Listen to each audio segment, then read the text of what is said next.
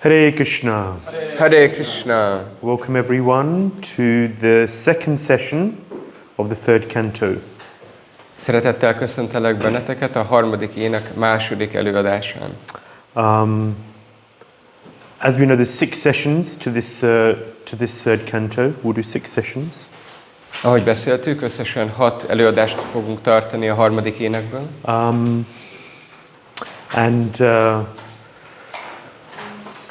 This last week's session was more pastimes, as we remember. És ahogy visszaemlékszünk, akkor az elmúlt alkalommal inkább keftelésekről beszéltünk. Stories of Krishna. Krishnáról szóló történetekről. Does anyone want to remember what we heard about? What were the stories of Krishna that we heard about? Ki emlékszik arra, hogy mik voltak azok a történetek, amiket hallottunk Krishnáról a múlt alkalommal?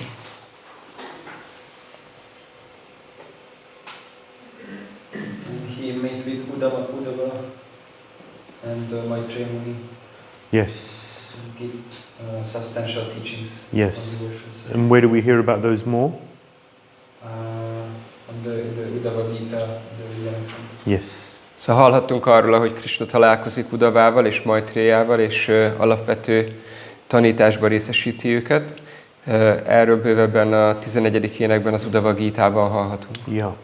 And then eventually Uddhava and Vidura meet. És akkor végül Uddhava találkozik Vidurával. And Uddhava describes Krishna's pastimes to Vidura.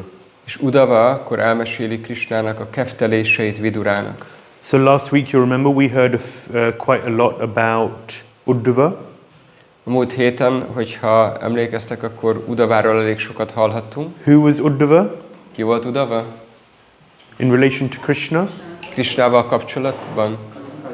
His Unokatestvére volt. Yeah. So Krishna's cousin is Uddhava. They look alike, same color, same stature. Ők nagyon hasonlítanak egymásra, Krishna és Uddhava. Ugyanaz a testszín, ugyanaz a testalkat. When the Vrajvasis saw Uddhava coming to Vrindavan, then they looked and they thought, is that Krishna? Mikor a Vrajavásik látták Uddhavát közeledni Vrindavanba, akkor először azt gondolták, hogy Krishna jön. But then as he got closer, they realized that he may look like him, it may seem like him, but it didn't feel like Krishna. It wasn't Krishna. De hogy közeledett, akkor rádöbbentek arra, hogy ha bár úgy néz ki, mint Krishna, érzésre mégsem ugyanaz. But Krishna sent Uddhava to Vrindavan for a reason. What was the reason? De Krishna okkal küldte Uddhavát Vrindavanba. Mi volt ez az ok? Hogy kigyógyítsa a Gyána misrájából. To what? És mit adjon neki? A prémának a lehetőség. So of course, Uddhava had bhakti, he had devotion to Krishna. Persze Uddhavának ott volt a bhakti, volt odaadása Krishna felé. But as Mata said, it was mishra, it was mixed with gyan. He was a disciple of Brahaspati.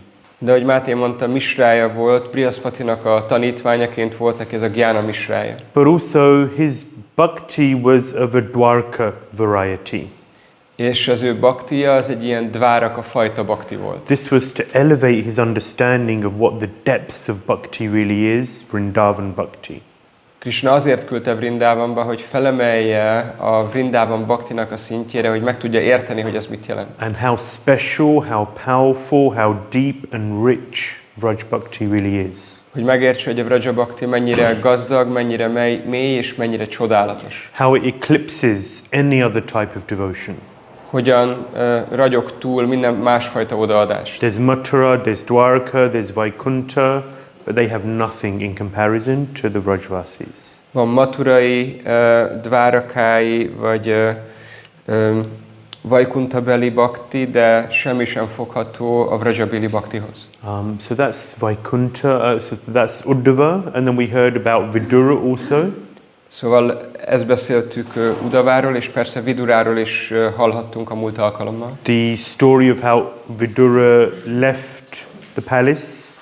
Hallottuk, hogy a történetet, hogy Vidura hogyan hagyta el a palotát. Embarked on his 38-year pilgrimage.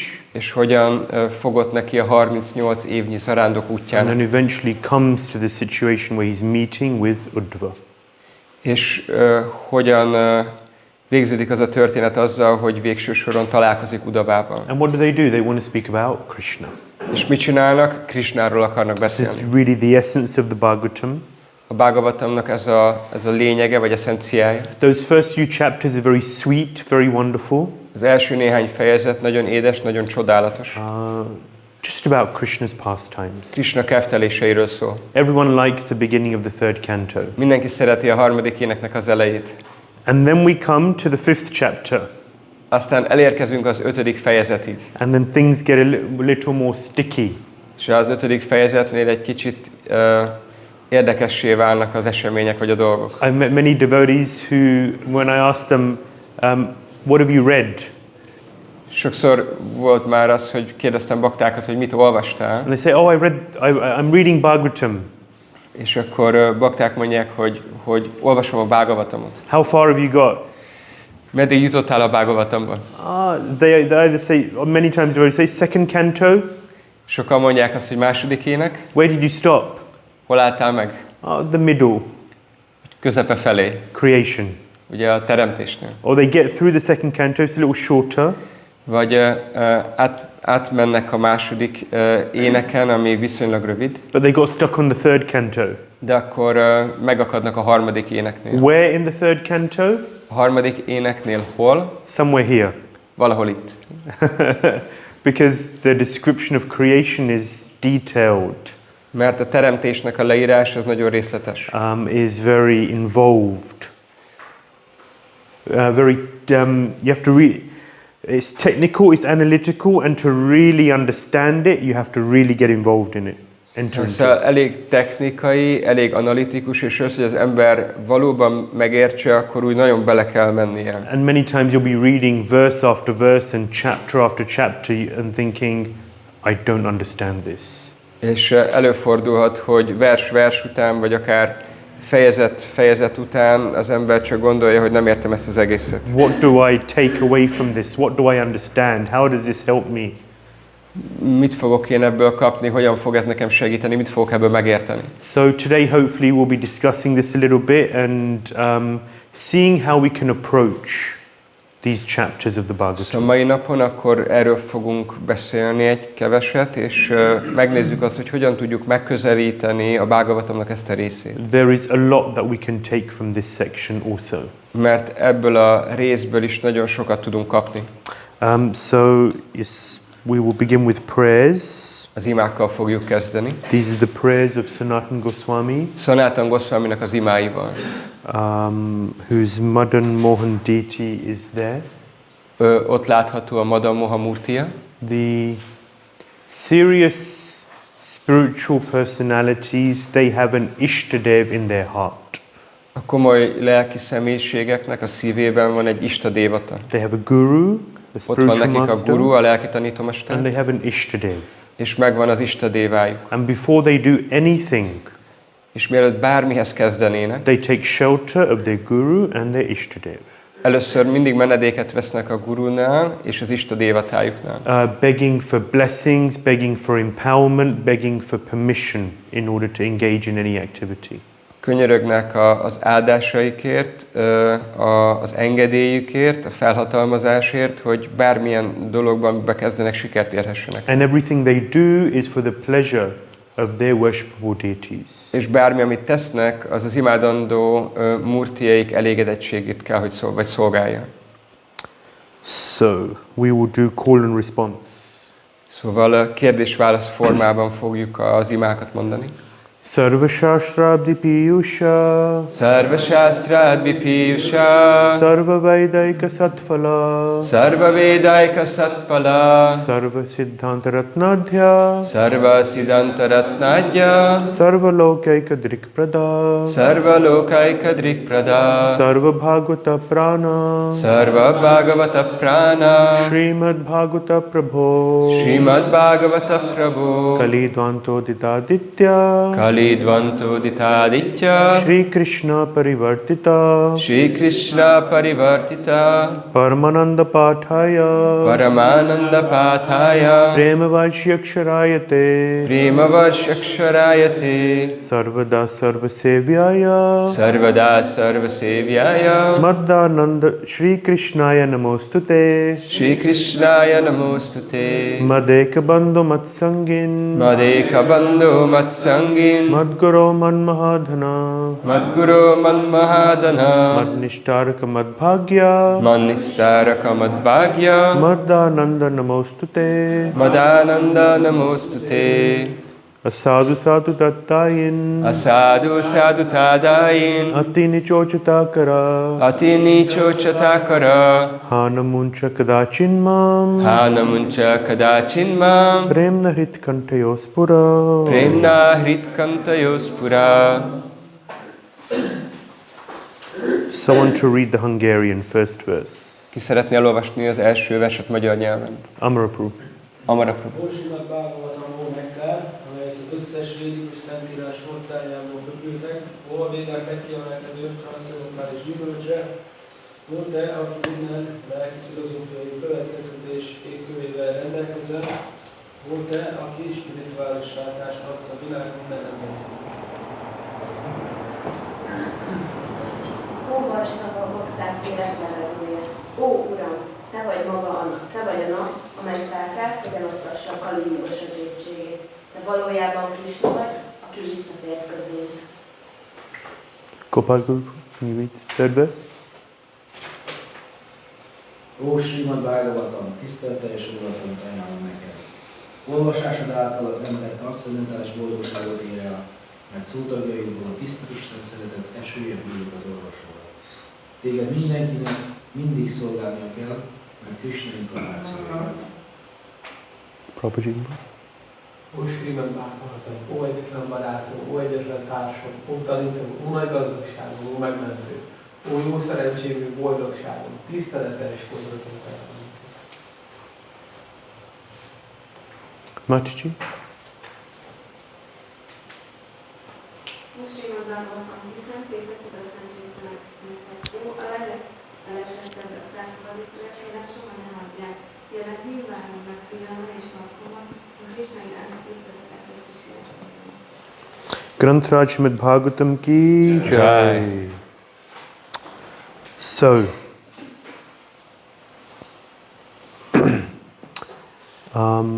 so today we discuss 8 chapters. A mai napon 8 fejezetet fogunk megbeszélni. I considered going into more detail into these chapters. Átgondoltam, hogy menjünk-e mélyebbre ezekben a fejezetekben. When I was sort of putting the course together, we discussed doing 8 sessions. Amikor raktuk össze a mostani kurzust, akkor beszéltünk arról, hogy 8 alkalom lenne.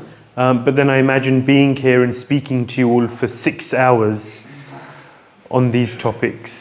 De akkor beleképzeltem magam abba a helyzetbe, hogy itt állok, és 6 órán keresztül beszélek nektek ezekről a témákról. So I decided to make it 3 hours instead of 6. Szóval akkor inkább úgy döntöttem, hogy legyen a 3 óra a 6 helyett. So this will be a summary.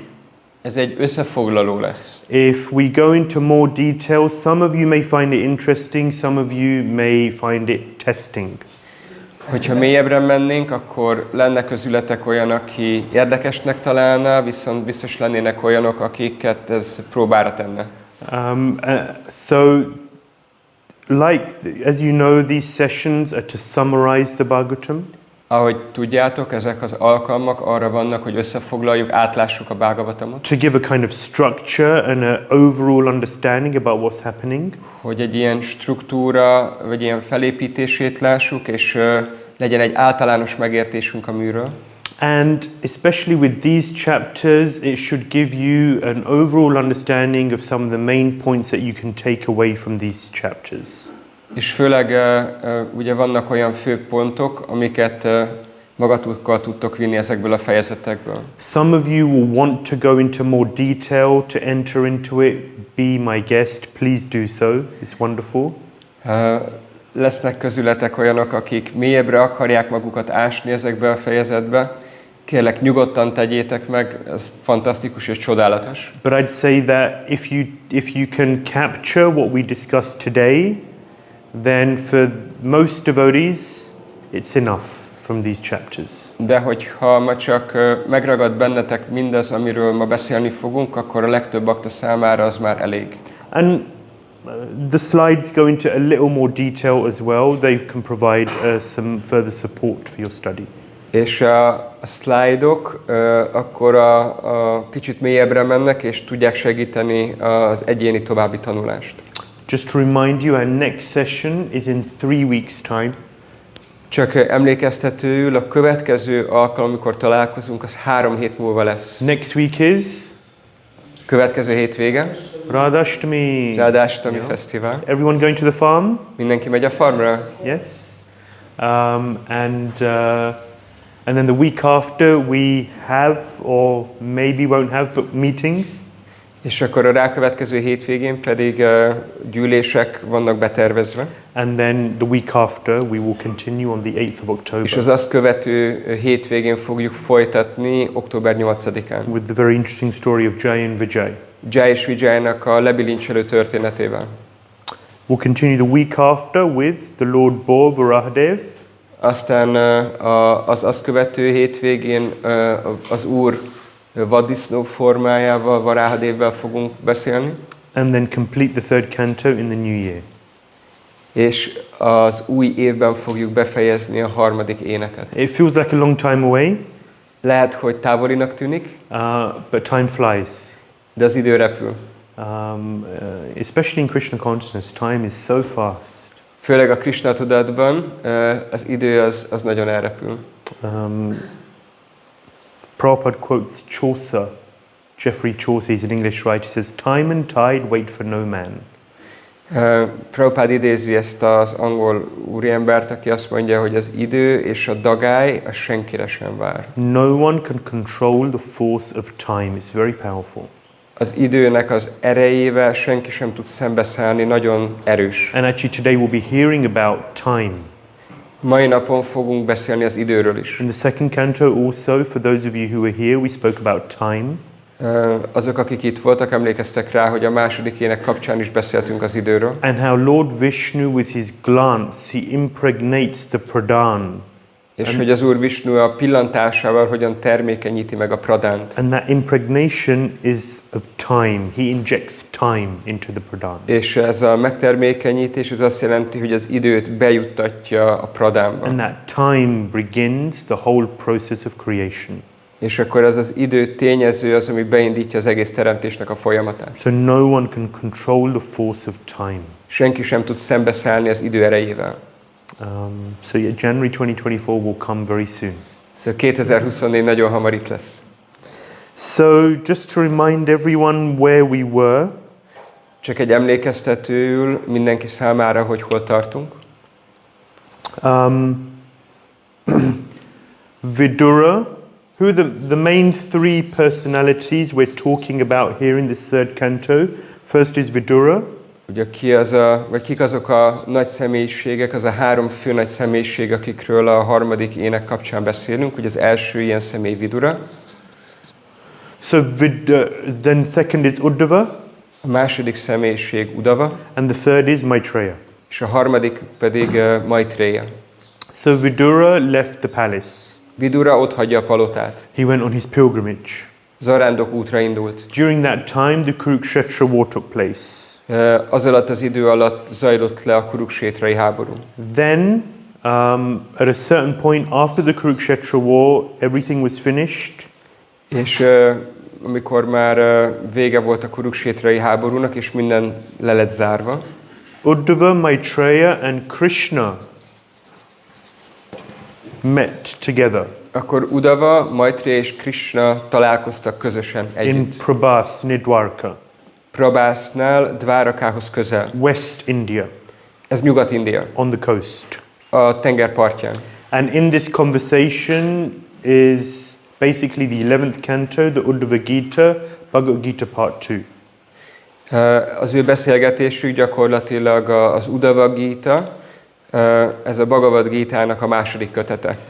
At the end of the conversation, Krishna said, "Okay, soon I will leave my body." A beszélgetés végén Krishna bejelenti, hogy nem sokára el fogja hagyni a testét. There will be chaos when I leave. Mondta, hogy amikor elmegyek, akkor káosz fog uralkodni. But I've given you fundamental transcendental knowledge. De alapvető transzcendentális tudást adtam nektek. And I want you to spread this knowledge. És szeretném, hogy ezt a tudást elterjesszétek. This is how gurus function. They give their disciples instruction, and those disciples become their limbs in then sharing those instructions with the masses.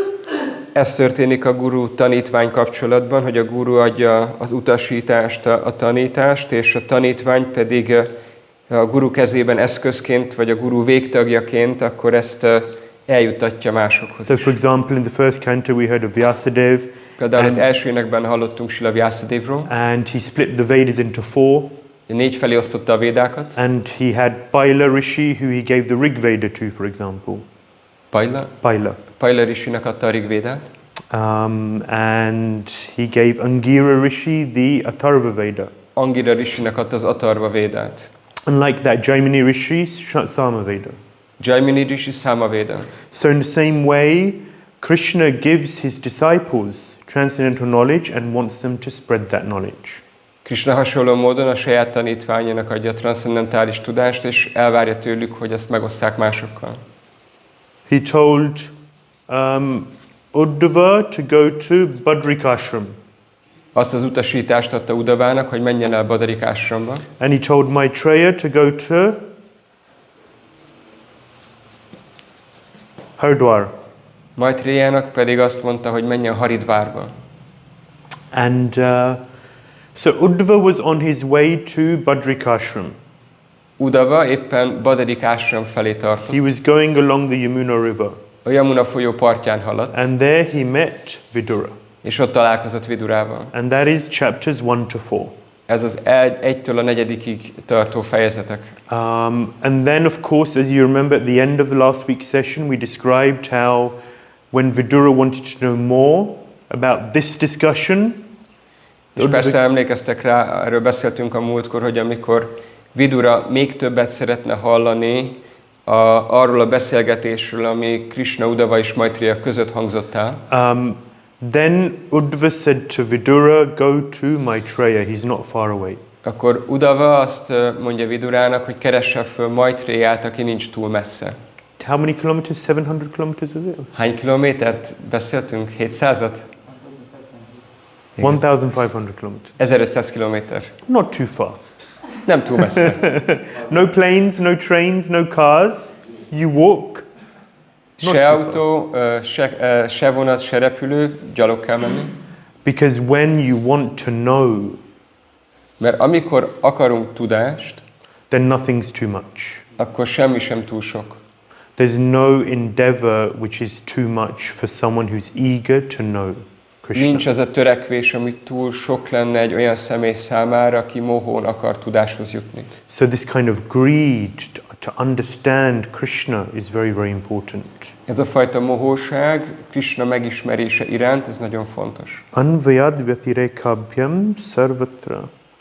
How does it begin? There's a verse from, this is Śrīmad-Bhāgavatam, and it says that an individual who's eager to know everywhere, directly, indirectly, in all places, at all times, he's looking to know Krishna. Ez a Śrīmad-Bhāgavatamnak a Śrīmad az egyike, ami arról szól, hogy ha van egy személy, aki szeretné megismerni Krishnát, akkor mindenhol és minden időben folyamatosan őt keresi. 2:9:35 or 2:9:36, one of the two.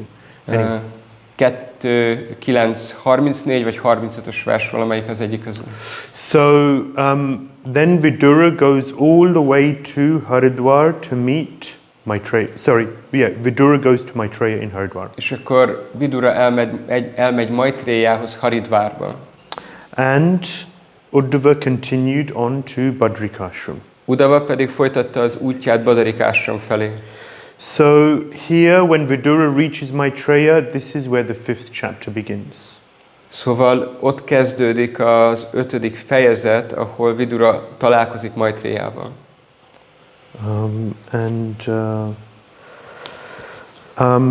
So Maitreya is a disciple of Parashara Muni.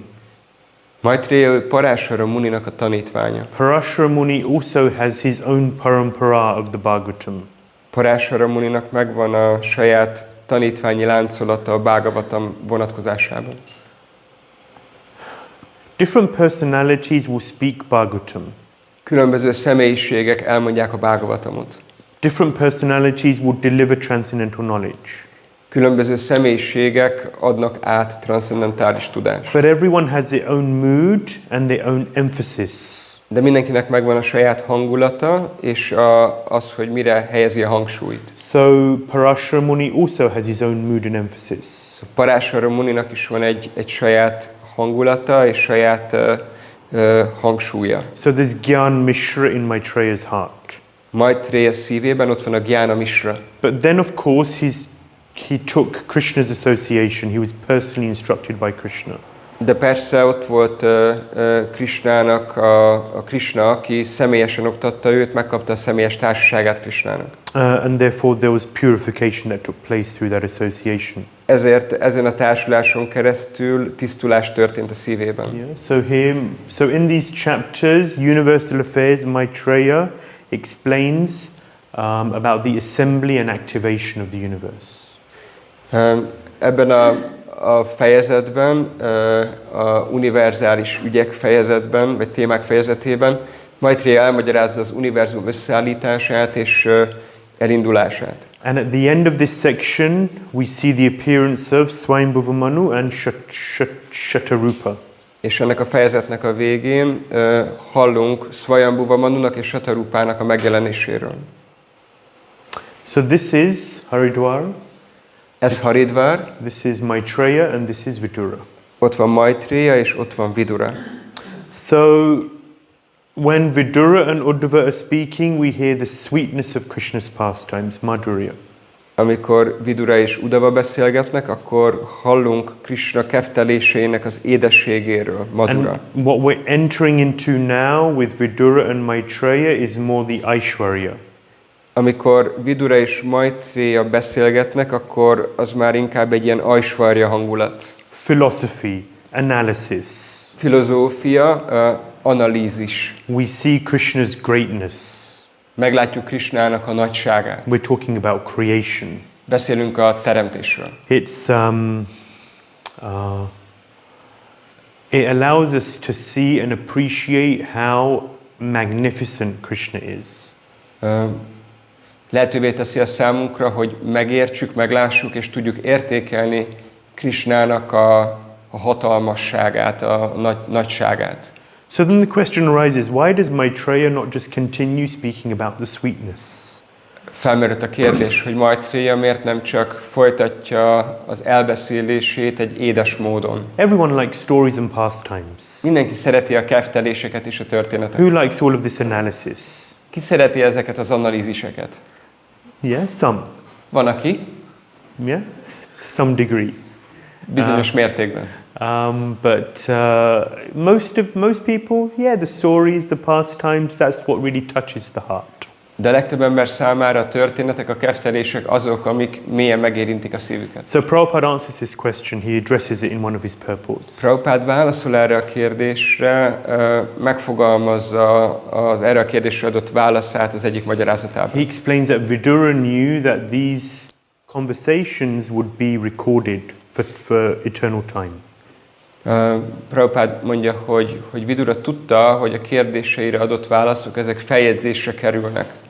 And he knew that people need to hear about the mechanics of the universe, how it all works. És tudta, hogy az embereknek szükségük van arra, hogy halljanak arról, hogy hogyan működik az univerzum, mi a mechanikája. Because these details give a certain faith in the heart of the conditioned living entity. Mert a feltételekhez kötött élőlény szívében ezek a részletek hitet ébresztenek. And also they help us to understand, okay, what is the purpose of this universe? És segítenek abban, hogy megértsük, hogy mi a célja ennek az univerzumnak. So Vidura has a range of questions for Maitreya. Szóval Vidura számtalan kérdést feltesz Maitreyanak. And so Maitreya answers about how the universe is assembled. És Maitreya arra válaszol, hogy hogyan áll össze az univerzum. And we hear about sarga. Hallgunk a szargáról. So you may remember this verse. It's at the end of the second canto. Lehet, hogy emlékeztek erre a versre, ez a második éneknek a végén található. 2:10:1. Ez a 2:10:1-es vers. Atra sarga visargascha sthanam poshnamutaya manvantare shanukatha nirodho mukti ashrayah. So this gives the 10 topics of the Bhagavatam. Ez a vers elmondja a Bhagavatamnak a 10 fő témáját. And that's basically from cantos 2 to 12. No, 3 to 12, sorry.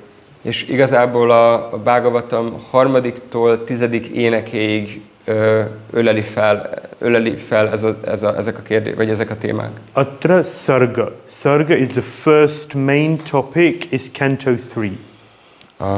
A szarga, ez az egyik fő témája a 3. éneknek. And sarga is basically talking about the creation of the elements. A szarga gyakorlatilag, vagy alapvetően az elemeknek a teremtéséről So beszél. the building blocks of the universe. Az építő elemei, az építő kockái az univerzumnak. So all of these things, when you're reading through, you have to be patient with this. Amikor az ember ezeket a fejezeteket olvassa, akkor türelmesnek kell lennie. Do not expect that it will all enter your head and you'll be able to remember all of the details, all of the names and the details. It's a lot. Ne gondoljátok, hogy egyszerre minden csak így bemegy majd a fejetekbe, és minden részletre és névre emlékezni fogtok. But you know, when we hear,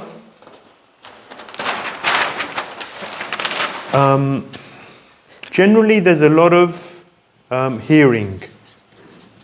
Általánosságban beszélve van nagyon sok hallás. Yeah, so devotees hear many classes. There's unlimited classes on YouTube.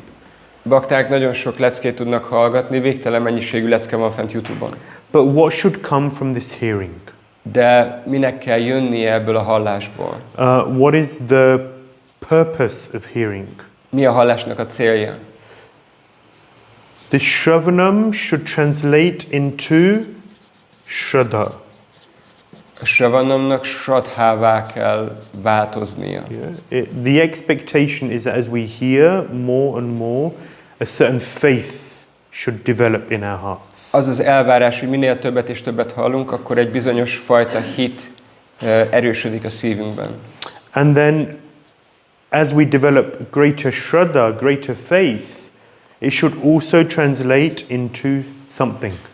És amikor ez a hit megerősödik a szívben, akkor ez is valamivé változik. You know, so we hear a lot, you may hear a lot and you may remember a lot of details, you may develop knowledge. Ugye amikor az ember sokat hall, akkor egy tudásbázisra tesz szert. But who's knowledgeable? De ki az, aki valóban tanult? So someone who knows a lot of verses, he will be described as knowledgeable.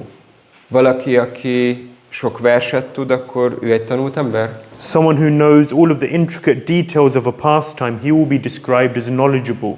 Vagy valaki, aki tudja a kefteléseknek a legapróbb részleteit, akkor ő egy tudós ember, vagy egy tanult személy? But according to scripture, someone who's knowledgeable has various different symptoms. De a Szentírások szerint az, aki valóban tanult, különböző jellemzőkkel rendelkezik. Who's really heard well? Ki az, aki jól hallott? Srila Bhaktisiddhanta Saraswati Thakur, he said he noted Srila Prabhupada because he hears well. Bhaktisiddhanta Saraswati Thakur mondja, hogy ő felfigyelt Srila Prabhupádra azért, mert jól hallott. So according to scripture, someone who's knowledgeable has 3 main symptoms. A Szentírás véleménye szerint egy tanult személy 3 jellemzővel rendelkezik. So the first is, this works in English, service. Ez úgy angolul jól jön ki, ugye az első az a szolgálat. Yeah, so it's 3 S's, at least in English it's 3 S's. Angolul ez 3 S-sel kezdődő szót jelent. Yeah, so the first thing is service. Az első az a szolgálat. So Krishna explains in the Bhagavad Gita, aham sarvasya prabhavo matta sarvam pravartite iti matva bhajante mam buddha bhava samanvitaha. So the first Buddha, Buddha bhava samanvita. A Buddha, an intelligent person, a Buddha, what does he do? Iti matva bhajante mam. Bhajante mam. He engages in devotional service. Krishna ezt mondja ezt a Bhagavad Gítában, hogy egy buddha, egy tanult vagy egy bölcs ember, az mit csinál? Az lefoglalja magát odaadó szolgálatomban. Yeah. So we have to see that as we hear, our faith develops. We have to increase, we have to see an increasing desire for service. Szóval látnunk kell azt, hogy ahogy hallunk, akkor nő a hitünk, és hogy ezzel párhuzamosan kell, hogy nőjön az, hogy milyen mértékben vagyunk lefoglalva odaadó szolgálatban. An increasing desire to serve the Vaishnavas, to serve the Lord, and to serve the mission of Krishna consciousness. Kell, hogy legyen bennünk egy növekvő vágy arra, hogy szolgáljuk a baktákat, Vaisnavákat, szolgáljuk az Urat, és szolgáljuk a missziót. So we hear, our faith develops, and from that should develop an increasing desire to serve. That is a Buddha, an intelligent person.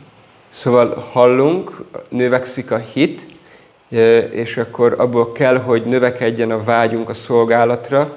Ez egy intelligens személy. More willingness to sacrifice oneself for the service of the Lord. Egyre nagyobb hajlandóság arra, hogy valaki feláldozza önmagát az Úr szolgálata A érdekében. progressive devotee wants to serve more and more. Egy fejlődő bakta egyre többet és többet akar szolgálni. If we don't see this developing in our hearts, then we're hearing, but we're not really hearing. Hogyha ezt nem tapasztaljuk, hogy a szolgálatra való vágy növekedne a szívünkben, akkor hallunk, de igazából nem halljuk meg, amit hallunk. Number 2, according to Shastra, is surrender. A sásztra, a Szentírás szerint a második jellemző, ami kifejlődik, az a meghódolás. So Krishna says in the Bhagavad Gita, Bahunam janmanam ante gyanavan mam prapadyante vasudevam sarvamiti samahatma suturlabha. Bahunam janmanam ante gyanavan. What does a gyanavan do? Krishna mondja ezt a Bhagavad Gítában, hogy gyánamán. Mit csinál egy gyánamán? A gyanavan, a knowledgeable person, mam prapadyante, he surrenders to me. Egy gyánaván, egy tudással rendelkező személy meghódol nekem.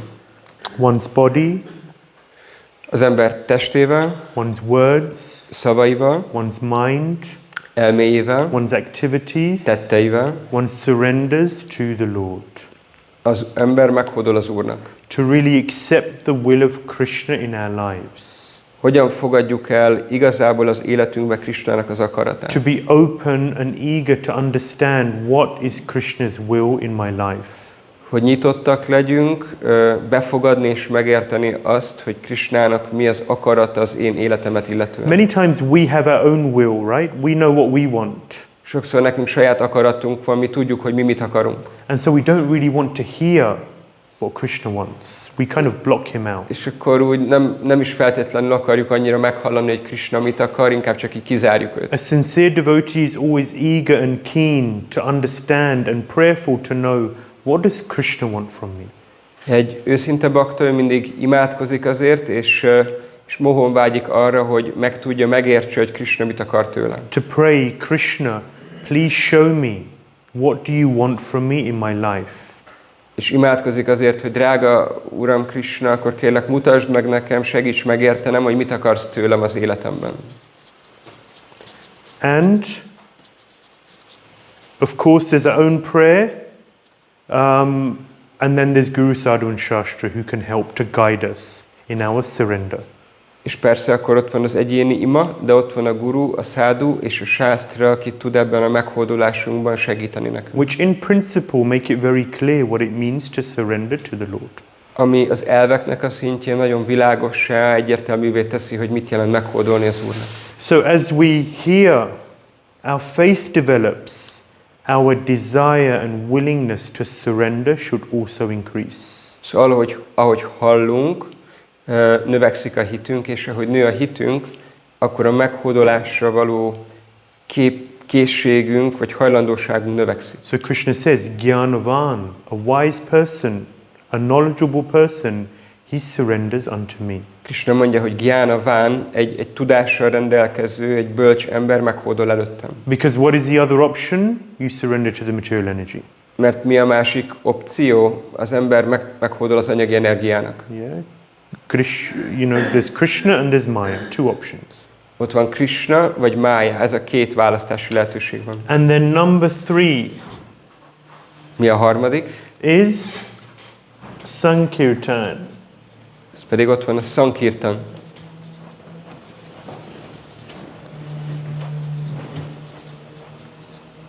Yeah, so if we go to the Bhagavatam, there's a wonderful verse. Hogyha fellapozzuk a Bhagavatamot, akkor van egy csodálatos vers. Yagyai Sankirtana Prayai Yajanti Hi Sumedasaha. It's 11.5.32, Bhagavatam. 11. ének, 5. fejezet, 32. vers a Bhagavatam. And basically, this is a verse that everyone should learn. Ez egy olyan vers, amit mindenkinek meg kellene tanulnia. Krishna Varnam Tusha Krishnam Sango Pangasra Parshadam Yagyai Sankirtana Prayai Yajanti Hi Sumedasaha. You develop, you hear, you develop deeper faith. Amikor hallasz, akkor egyre mélyebb hitre teszel szert. And through that hearing, through the development of faith, one understands that actually Sankirtan is the most important thing in my life. És amikor valaki hall, és egyre mélyebb hite lesz, akkor megérti egyre jobban, hogy a Sankirtan a legfontosabb dolog az What is életében. Sankirtan? It means a congregational chanting of the holy names of the Lord. Mit jelent a Sankirtan? Az Úr szent nevének a közös éneklését jelenti. So you can chant alone at home. Lehet otthon egyedül énekelni. And that's very important, it's powerful. És ez nagyon fontos, és nagyon nagy ereje van. But when you chant with devotees, in association, it's the most important and powerful process in this age of Kali Yuga. De amikor az ember baktákkal együtt énekel, akkor a Kali Yugában ez a legfontosabb és legpotenciálisabb folyamat. So this Sumeda Saha, one who has good intelligence. Su means good, Meda means intelligence. Szóval amikor valaki Sumeda Saha, hogy jó intelligenciával rendelkezik, such a person, what do? They know that chanting the holy names of the Lord is the most important thing in life. akkor egy ilyen ember milyen tudással rendelkezik, tudja azt, hogy az Úr szent nevének éneklése a legfontosabb dolog. Such a person is eager to put their hand in their bead bag and chant the holy names. Egy ilyen személy nagyon mohón vágyik arra, hogy bedugja a kezét a dzsapa zsákjába és énekelje a szent nevet. Because they realize that this is the sum and substance of Krishna consciousness. Mert megvalósítják azt, hogy a szent név éneklése a lényege és a legfontosabb aspektusa a Krishna tudatnak. And they realize Galo Nashteva Gatirani. There is no other way, there's no other way, there's no other way in this age of Kali. És megértik azt, hogy Nashteva, hogy nincs más út Kali korában. So service, surrender, sankirtan, these things develop over time. Szolgálat, meghódolás és sankirtan, ezek a dolgok idővel fejlődnek. And as knowledge develops, it's not linear. És a tudás az nem lineáris módon fejlődik. Yeah, it's not that it just, okay, we're developing knowledge, information more and more. We read more, we study more, we hear more information comes. But that's not really how it works. Szóval nem úgy kell ezt elképzelni, vagy ez nem úgy működik, hogy minél többet olvasunk, minél több információt gyűjtünk össze, akkor lineárisan növekszik a tudásunk, ez nem így működik. When we hear, you will notice over time that again and again and again the point comes back to these three topics. Amikor az ember újra és újra hall, akkor rá fog jönni arra, vagy meg fogja látni, hogy ez a három aspektus, három dolog újra és újra felmerül. So it's like a spiral. Ez olyan, mint egy spirál. And we become more and more. So these are these three S's in the middle. ez a 3S a középen. And at the beginning, your understanding is very broad. Kezdetben az ember megértése az nagyon tág, But then you notice that over time, our understanding becomes more and more specific and to the point. That actually this is really what spiritual life is about. Szóval először a megértés az nagyon sekélyes, vagy nem túl mély, de aztán idővel az ember megérti, hogy végső soron ez a 3 dolog a legfontosabb. You'll hear many classes, you'll read many books, you may have PowerPoints, you may not, whatever it may be, but it comes down to these 3 fundamental points, the 3 S's.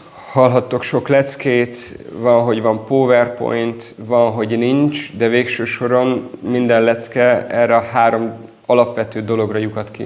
So going deeper into Shastra really means to see, okay, to distill the essence of what we're reading.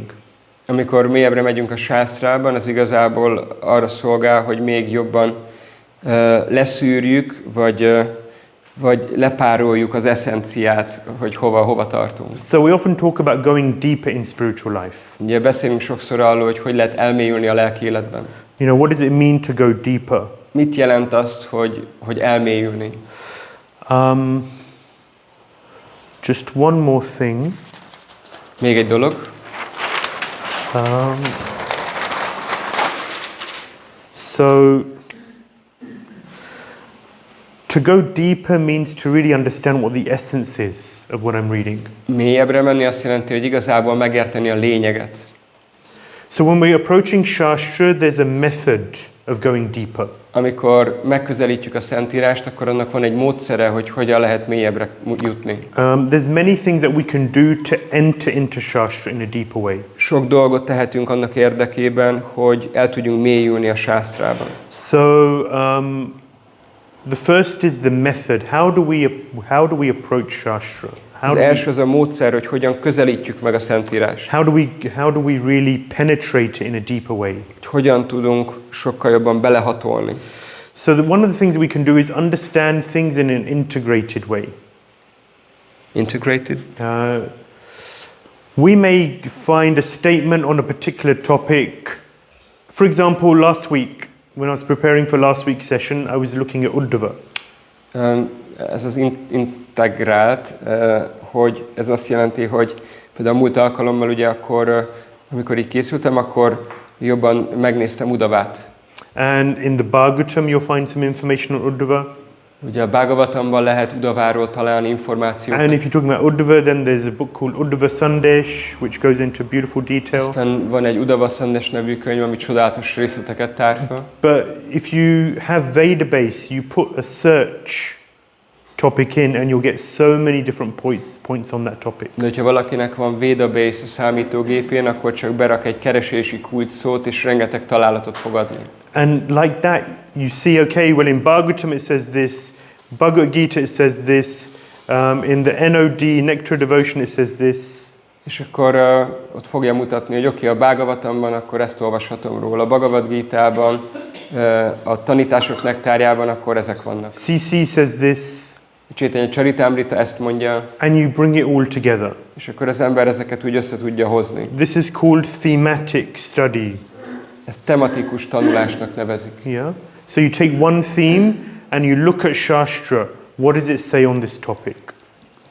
Az ember kiválaszt egy témát, és megnézi a szentírásokat, hogy mit mondanak az adott témát illetően. And when you bring it all together, every place it'll have different perspectives, different details. És hogyha mindet összevesszük, akkor különböző helyeken, különböző részleteit találjuk meg az adott dolognak vagy történetnek. And even by just simply copying and pasting everything into one place, you read through and you get such a broader understanding on the topic. És pusztán azáltal, hogy akkor kimásoljuk a különböző szentírásokból az adott részt és összeollózzuk, már azzal kapunk egy sokkal tágabb vagy sokkal mélyebb áttekintést. Then there's so many commentaries by the acharyas. Aztán persze az ácsáryáknak van nagyon sok magyarázata. They should be approached with permission. Meg kell őket közelíteni, engedélyt kell tőlük kérni. But also the acharyas give so much rich detail and insight into so many themes. És az ácsárják akkor nagyon, nagyon mély bepillantást adnak különböző aspektusokba vagy dolgokba. Then there's verses. És persze ott vannak a versek. You can read through, but when you enter into the verses, if you start learning verses, then it gives you such a deeper insight into the theme. Szóval el lehet csak olvasni a verseket, de hogyha az ember elkezdi őket tanulmányozni, vagy elkezdi őket megtanulni, akkor egy sokkal mélyebb megértést adnak az adott témát illetően. Each word has a mood, Minden szónak van egy hangulata, has a certain emphasis. van egy hangsúlya. Recently I was learning a verse and I'd read the translation many times. Nem olyan rég tanultam egy verset, és a fordítását nagyon sokszor elolvastam. But when you're learning the verse, you look at the meaning of each word. De amikor tanulsz egy verset, akkor minden egyes szónak megnézed a jelentését. And learning the verse, it just gave me such a richer understanding of that, of what that verse means, what it's all about. De tanulva a verset egy sokkal gazdagabb megértést adott arról, hogy mit is jelent igazából. You absorb into the topic in a much deeper way. Egy sokkal mélyebb módon lehet belemenni a témába. Yeah, so for example, if you wanted to learn more about the Mahatattva, Például, hogyha az ember többet akar tanulni a Mahattattváról, if you're so inclined, hogyha valakit annyira érdekel, then you can look in the second canto, you can look in the third canto, you can look in the fifth canto. akkor meg lehet nézni a második, a harmadik, az ötödik énekben. And so many other places, and you'll find so many details, and like that you can really bring together a much richer understanding of what it actually is. És akkor az ember ezeket a részleteket össze tudja rakni egy helyre, ami egy sokkal gazdagabb megértést So nyújt. that's a method of how to go deeper. Ez egy módszer arra, hogy hogyan lehet mélyebbre menni. And then the second thing is the mood. És a második dolog az a hangulat. So the knowledge is meant to bring about a certain change in the mood of the reader. A tudás azt a célt is kell, hogy betöltse, hogy egy bizonyos fajta hangulatot kialakít az olvasóban. We have to ask ourselves, what is the purpose of this knowledge? What is it meant to do to me internally? How is it meant to transform me? Az embernek fel kell tenni ezt a kérdést, hogy ennek a tudásnak mi a célja, mit kell, hogy ez okozzon bennem, vagy milyen fajta változást kell, hogy előidézzen a szívemben. Why is this being explained? Miért van ez elmagyarázva, ez az adott dolog? What kind of a mood is it trying to create in me? Milyen fajta hangulatot próbál bennem kialakítani? How is it meant to change the vision of myself? Hogyan törekszik arra, hogy megváltoztassa azt a képet, ahogy saját magamat látom? Of the world that I see around me? Vagy a világot, amit magam körül látok? How is it meant to change my view of the Lord? Hogyan fogja ez az adott dolog megváltoztatni azt, ahogy az Urat látom? What paradigm shift is meant to take place internally? Milyen belső paradigmaváltást próbál bennem előidézni ez a dolog? So here we're talking about sarga, this elemental creation. Ugye itt beszélünk a szargáról, az elsődleges teremtésről. First of all, we understand that it's just beyond my comprehension. Először is megértjük azt, hogy ez túl van a felfogó képességünkön. To a degree we can understand it. We can study it and understand it in more and more detail, but ultimately it's beyond my comprehension. Tudjuk tanulmányozni, és egy bizonyos mértékig vagy fokig meg is tudjuk érteni, de a teljes egészet, vagy a teljes részleteket, azt megértjük, hogy az túl van a felfogó képességünk határain. So it should help us to see and understand how insignificant I am. Segíti ez a tudás azt, hogy lássuk, hogy mennyire parányiak és jelentéktelenek vagyunk. And therefore the mood that it should bring about is one of humility. És a hangulat, amit ez magával hoz, ez nem más, mint az alázat. So this is one thing that the Bhagavatam does for us again and again and again, is to bring about a mood of how insignificant I am. Ez egy olyan dolog, vagy üzenet, amit a Bhagavatam újra és újra előhoz, ami nem más, mint hogy ez az alázat, ami abból fakad, hogy mennyire jelentéktelenek, parányiak vagyunk. And so when we're reading especially when we're reading these sections, we should think about, okay, how can I enter into this more? And what is the purpose of this knowledge? What is it trying to do to my heart? Szóval amikor olvassuk kifejezetten ezeket a fejezeteket, akkor ezen a két dolgon kell gondolkoznunk, hogy hogyan tudunk még jobban belépni, vagy bepillantást kapni ebbe a tudásba, és hogy ez milyen változást okoz a szívünkben. We should step back and just look at the magnificence, the amazing nature of the creation around us. Egy lépést lépjünk hátra, és csodálkozzunk rá a teremtésnek a nagyságára és lenyűgöző mi voltára. And just be in wonder of Krishna's amazing creation. És csak ilyen módon rá tudunk csodálkozni Krishnának a felfoghatatlan képességére vagy természetére. So, you know, when we're going through the assembly, the creation of the elements, how the pradhan is activated, these should be some of our meditations. Szóval amikor az univerzum összeállításáról, vagy aktiválásáról, indításáról hallunk, vagy olvasunk, akkor ezeken a dolgokon tudunk meditálni. We'll be hearing about Vidura's further inquiries. Halljuk majd Vidurának a további kérdéseit. Brahma's story, how he creates. Brahmának a történetét olvashatjuk, hogy ő hogyan teremt. Calculation of time using the atom. Hallunk az időszámításról az atom alapján. I'm going to leave you to read through that.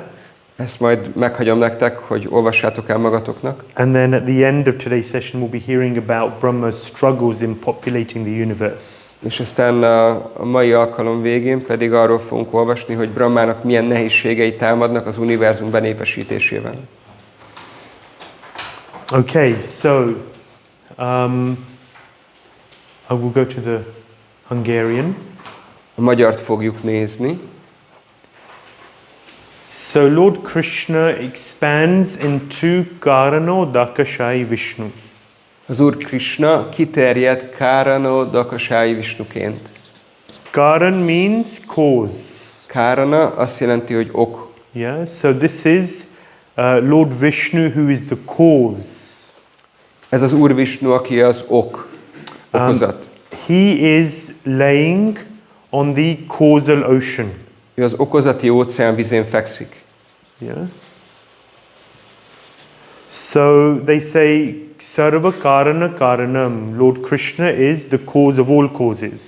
Mondják, hogy Sarva Karana Karanam, Krishna minden ok elsődleges oka. Because he's the original and from him comes Karano Dakashai Vishnu. Mert ő az eredeti istenség személyisége, és tőle származik Karana Dakashai Vishnu. Yeah, and from him, as he breathes out, és ahogy ő kilélegez, come from his pores, akkor a pórusaiból come unlimited universes. Számtalan univerzum nyilvánul meg. And then when he breathes in, És amikor belélegez, those universes come back into him, and that is destruction. és akkor ezek az univerzumok visszatérnek a testébe, és ezt jelenti a pusztulás. So, and this time period of his breathing out and breathing in is billions and billions of years. És a kilélegzés és belélegzés ciklusának ideje, ez több milliárd év. Trillions of years. Több ezer milliárd év. Again, yeah. A long time. Hosszú idő. But also, Karna Dakashai Vishnu, from him comes the pradhan. És ugyanígy Karana Dakashai Vishnukból származik a pradhan. So this pradhan is difficult to really understand. What is the pradhan? Ezt elég nehéz megérteni, hogy a pradhan az pont mit jelent. At this point, there's no time. Itt még nincs jelen az idő. Inside the pradhan is the three modes of material nature. A pradhanon belül megtalálható a három anyagi kötőerő. It's gross energy. Ez egy ilyen durva anyag. And it's in an equilibrium, steady state. És egy ilyen stabil, egyensúlyi állapot van ott.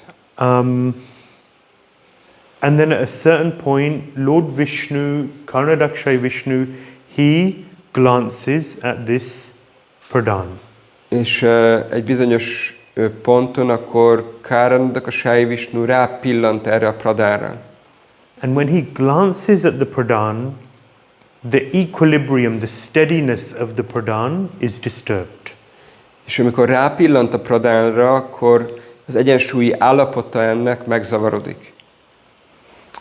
So it's just like the Lord is the male and the pradhan, the prakriti, is the female. Ugye az Úr hímnemű, és a pradán az pedig női természetű. And that impregnation, és ez a megtermékenyítés, pillantás, it creates this disturbance in the pradhan. akkor ezt a zavart előidézi a pradánon belül. It's described that this impregnation is time. És azt mondják, hogy ez a megtermékenyítés, ez az idő. And the living entities. És az élőlények. So these two ingredients are injected into the pradhan. Tehát ez a két összetevő jut be, vagy van bejuttatva a pradánba. Karmana devanaitrena jantur dehopapattaye striya pravishta udaram pumsareta kanashrayaha. So there's a verse in the 3rd canto, I believe, which describes how the semen is impregnated into the udar, the womb of the woman. Ez mondja ezt a példát, hogy a mag akkor hogyan jut be a nőnek a méhébe, és hogyan termékenyíti meg a peteseit. And when that semen is impregnated, then it begins to create a change in the womb. És amikor a hímival sejt akkor bejuttat méhbe és megtermékenyít, akkor változást idéz elő. So in the same way, when this pradhan, which is peaceful, is impregnated with the glance of the Lord, things begin to happen. Hasonló módon, amikor ezt a pradánt az Úrnak a pillantása megtermékenyíti, akkor a dolgok elkezdenek megtörténni. The peace and the harmony is disturbed. A harmónia és a béke az megzavarodik. Change begins to take place. Elkezdődnek változások. The Mahatattva manifests. Megnyilvánul a Mahattattva. And the 3 modes begin to manifest. És a 3 kötőerő elkezd megnyilvánulni. So this is same slide, Ahankar is here, and then we continue. Ez ugyanaz a slide, ugyanaz a képkocka, ugye ott alul volt az ahankára, itt pedig fölül van. Sorry, this is Hungarian, it's easier. Itt van a magyar, ez könnyebb. For you. And so the 3 modes, goodness, passion and ignorance, they become manifest. És megnyilvánul a 3 kötőerő, a jóság, a szenvedés, a tudatlanság. And the whoops, that was a bit quick. The mind, the senses, the intelligence. Az elme, az intelligencia, az érzékek. And earth, water, fire, air, ether are gradually manifest. Aztán persze az éter, a föld, a tűz, a víz és a föld akkor egymás után nyilvánulnak meg. So this is basically the creation, these are the fundamental building blocks of life. Ezek az életnek, a világnak az alapvető építő elemei. So it begins with subtle sound. És nagyon finom szinten kezdődik a hanggal. Shabda Brahma, sound. Everything begins with sound. Shabda Brahma, minden a hanggal kezdődik. The most powerful of all of the elements is sound. Minden elem közül a leghatalmasabb az a hang. And therefore the most powerful of all of our senses is the ears. És minden érzékünk közül, aminek a legnagyobb potenciálja van, az a hallás. Prabhupada has one purport where he talks about anavriti shabdat, liberation by sound. Srila Prabhupád az egyik magyarázatában beszél az anávriti sabdáról, a felszabadulásról, a hallás általi felszabadulásról. We can become liberated through sound. Mi fel tudunk szabadulni pusztán a hallástól. So this is chanting Hare Krishna. Ez nem más, mint az Hare Krishnának az éneklése. When you think about it, simple sound can transform the heart. Hogyha csak elgondolkoztok ezen, hogy az egyszerű hang képes megváltoztatni a szívet. Sound can purify the heart, change our desires. A hang az meg tudja tisztítani a szívet, meg tudja változtatni a vágyainkat. And sound can bestow upon us the greatest gift, love for Krishna. És a hang meg tudja adni nekünk a legnagyobb ajándékot, a Krishna iránti szeretetet. When Brahma we heard in the second canto, when Brahma, he's born in the lotus flower. A második énekben hallhattunk arról, amikor Brahma megszületik a lótuszvirágban. And he's confused, there's darkness, he doesn't know what to do. És meg van zavarodva, csak sötétség veszi körül, nem tudja, hogy mihez kezdjen. He hears sound, tapa, austerity. Akkor a tapa hangot hallja, ami azt jelenti, hogy lemondás. And through that he understands what to do, how to engage in the creative process. És akkor ebből megérti azt, hogy mit kell tennie, és hogyan fog tudni részt venni a teremtő folyamatban. So everything begins with sound. Minden a hanggal kezdődik. Sound creates sky, ether, A hang teremti meg az étert. which then creates touch, Ami pedig megteremti a tapintást. which leads to air, Az vezet el a levegőig, form, abból lesz a forma, fire, abból a tűz, taste, abból az íz, water, abból a víz, fragrance, abból az illat, and then earth. és utána abból a föld. And like that so this is the building blocks. Ezek az építő elemei. So this is all sarga. Ez mind szarga. It's all brought about by the Lord. Ezt mind az Úr idézi elő. Lord Vishnu glancing. Az Úr Vishnu pillant. And these are the building blocks that Lord Brahma then uses for the secondary creation, for creating the Lord Vishnu gives the shell. És akkor ezek az elemek azok, amiket az Úr Brahma használ a másodlagos teremtés során, az Úr Vishnu megadja a készletet. And then it is the duty of Lord Brahma to populate that universe with people and environments, ecosystems. És ez pedig az Úr Brahmának a feladata, hogy benépesítse az univerzumot ökorendszerekkel, ökoszisztémával és emberekkel. So Brahma takes all of these elements and he splits the universe into 14 planetary systems. Az Úr Brahma akkor fogja ezeket a különböző elemeket és felosztja az univerzumot 14 bolygórendszerre. And then he creates many different types of bodies. És akkor nagyon sokféle különböző testet teremt. So these are all inhabitable machines. Ezek mind lakható vagy élőhelyként szolgáló gépezetek, Which souls can take up. amelyeket lelkek el tudnak foglalni. And he takes all of these species. És fogja ezt az összes fajt. This is going to be tough. Ez egy kicsit nehéz lesz így. He takes all of these species. Fogja ezeket a fajokat. And creates a functioning system so they all coexist. És akkor működő rendszereket hoz létre, hogy ezek a fajok akkor párhuzamosan létezni tudjanak. It took a long time to create these slides. Nagyon sok időbe telt ezeket a diákat megalkotni. And when I finished it, I wondered, why did I do this? És amikor befejeztem, azon kezdtem el tűnődni, hogy miért is fogtam bele ebbe az egészbe. But even if one of you De csak hogyha egyik őtök, looks at this and studies it for 5 minutes, ha csak valaki nézi és tanulmányoz 5 percen keresztül, then I'll consider my work. akkor úgy tekintek a munkámra, hogy megérte.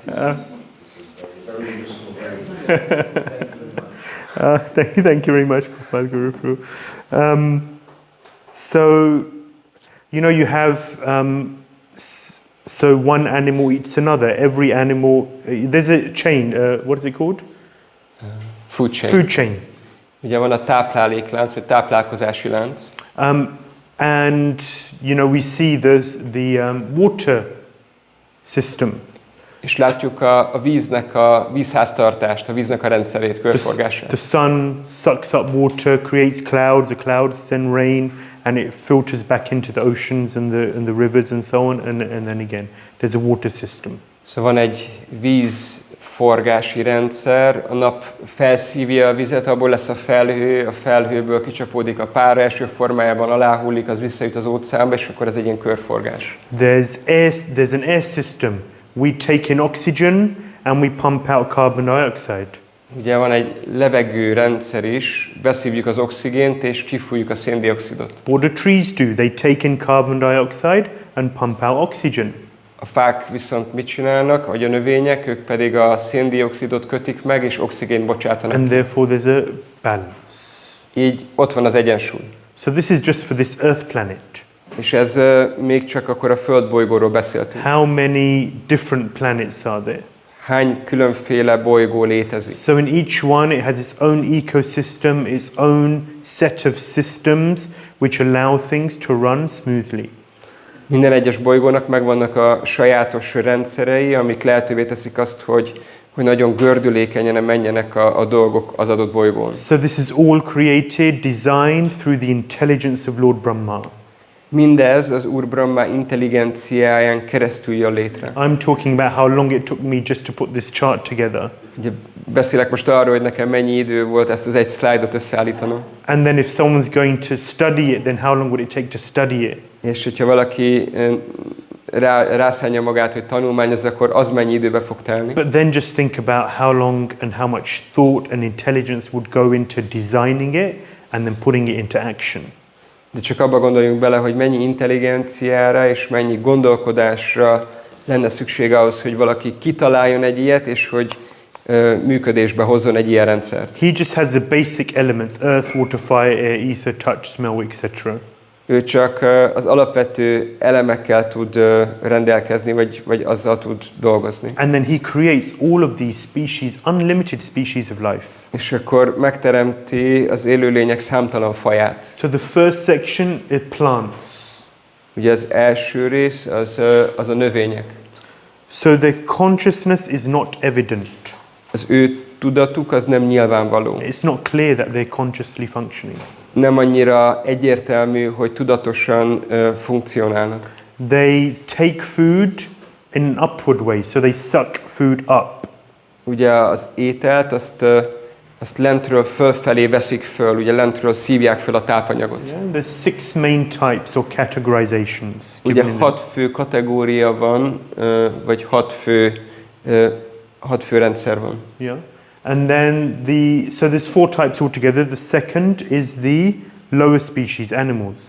Ugye akkor van egy másik fő kategória, ez az állatoknak a kategóriája. They like cats and dogs and pigs and so on, horses. Ugye akkor vannak a macskák, a kutyák, a lovak, és így tovább. They take food horizontally. Ők horizontálisan vesznek föl táplálékot. Interesting categorization. I found that Érdekes kategorizáció, nem? Yeah. Ezt még nem is hallottam soha. Yeah. So they have no concept of future deliberation. They're not thinking. They can't think about the future. Ők nem tudnak gondolkozni a jövőről, szóval nincs nekik ott ez a képességük. They can't plan. Nem tudnak tervezni. Maybe to a degree. There are some animals which store things. Lehet, hogy bizonyos mértékben, ugye van néhány állat, akik úgy raktároznak dolgokat. But in terms of really thinking, okay, I've got to build a house, I've got to have a career, I've got to, buy the newest car, all of these things which humans do, these animals don't have that ability. De olyan értelemben, hogy akkor egy állat nem fog azon gondolkozni, hogy jó, akkor most építenem kell egy házat, vagy hogyan fogom építeni a karrieremet, vagy akkor hogy veszem meg a legújabb autót, szóval ilyen tekintetben olyan jövőbe gondolkodásra, amire emberek képesek, állatok nem. Their focus and their absorption is eating and sleeping. Az ő fókuszuk és figyelmük az evésre és az alvásra összpontosul. And it's interesting, they understand their needs by smell. És nagyon érdekes, hogy a szükségleteiket szag után azonosítják. So these are the animals. Ezek az állatok. And then there's the various human varieties. És aztán ott vannak a különböző emberi fajok. So they have downward nourishment. Food goes in and goes down. Ugye náluk a táplálék az fent megy be, alul jön ki. Dedicated to work. Elkötelezettek a munka iránt. So it's interesting, when I was reading this, I was thinking about this verse, Prainalpa Payusha Sabhya, Kalavasmin Yogejana, Manda Sumanda Mateo. It's described that the people of Kali Yuga are lazy. Ugye a második énekben olvashatunk erről, hogy a Kali Yuga emberei lusták. But people are running around like crazy, more than ever. De igazából úgy szaladgálnak össze-vissza, mint hogyha megörültek volna jobban, mint valaha bárki bármikor. But Bhagavatam says that these people are lazy. De Bhāgavatam azt mondja, hogy ezek az emberek lusták. So what does it mean? Ez mit jelent? They're lazy in spiritual pursuits. A lelki törekvéseikben lusták. The people of Kali Yuga are lazy in spiritual life, but when it comes to material life and material endeavors, then there's a lot of endeavor. Amikor lelkiekről beszélünk, akkor a Kali Yuga emberei nagyon lusták, amikor anyagi törekvésekről van szó, akkor hatalmas erőfeszítésre képesek. They think themselves happy, Boldognak gondolják magukat. even when they're in distress. Még akkor is, amikor stressz hatása alatt állnak. This is illusion. Ez illúzió. Yeah. And then the final of the four are the demigods. És az utolsó, a negyedik kategória, ez a félistenek. So yeah, you can read those 8 different varieties. El lehet olvasni a 8 típust. So what does it mean to be a demigod? They have a particular empowerment in certain areas. Mit jelent félistennek lenni? Azt jelenti, hogy egy adott területen valami különleges felhatalmazással rendelkezik. So Lord Brahma has 4 heads for a reason. Az Úr Brahmának 4 feje van, és ennek oka van. I'm not sure if one could come up with all of this. Nem vagyok benne biztos, hogy egy fej az elő tudott volna állni ezzel az egész But rendszerrel. why so many varieties?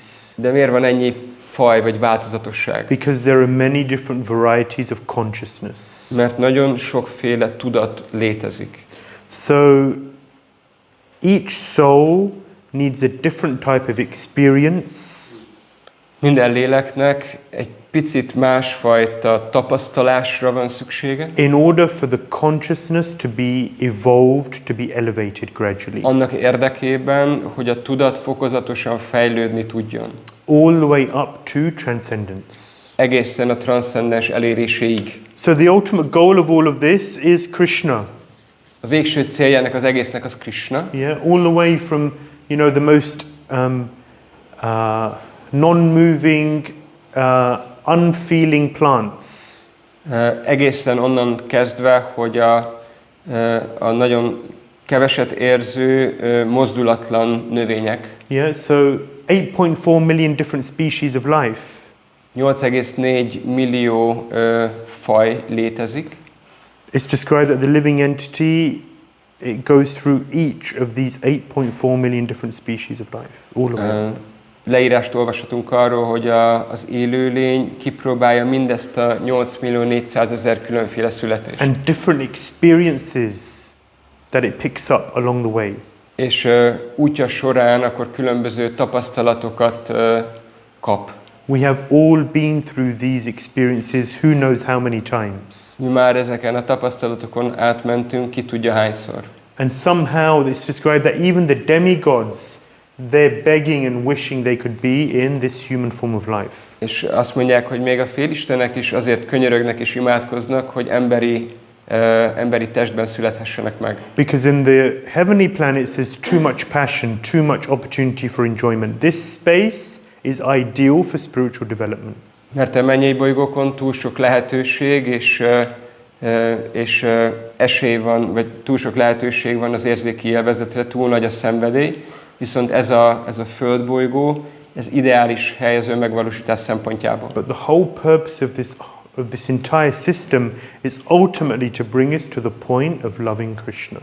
De az egész rendszernek a végső célja, hogy eljutasson bennünket arra a pontra, ahol szeretjük Krishnát. But each situation, each circumstance gives a certain experience which helps us to understand I do not belong here.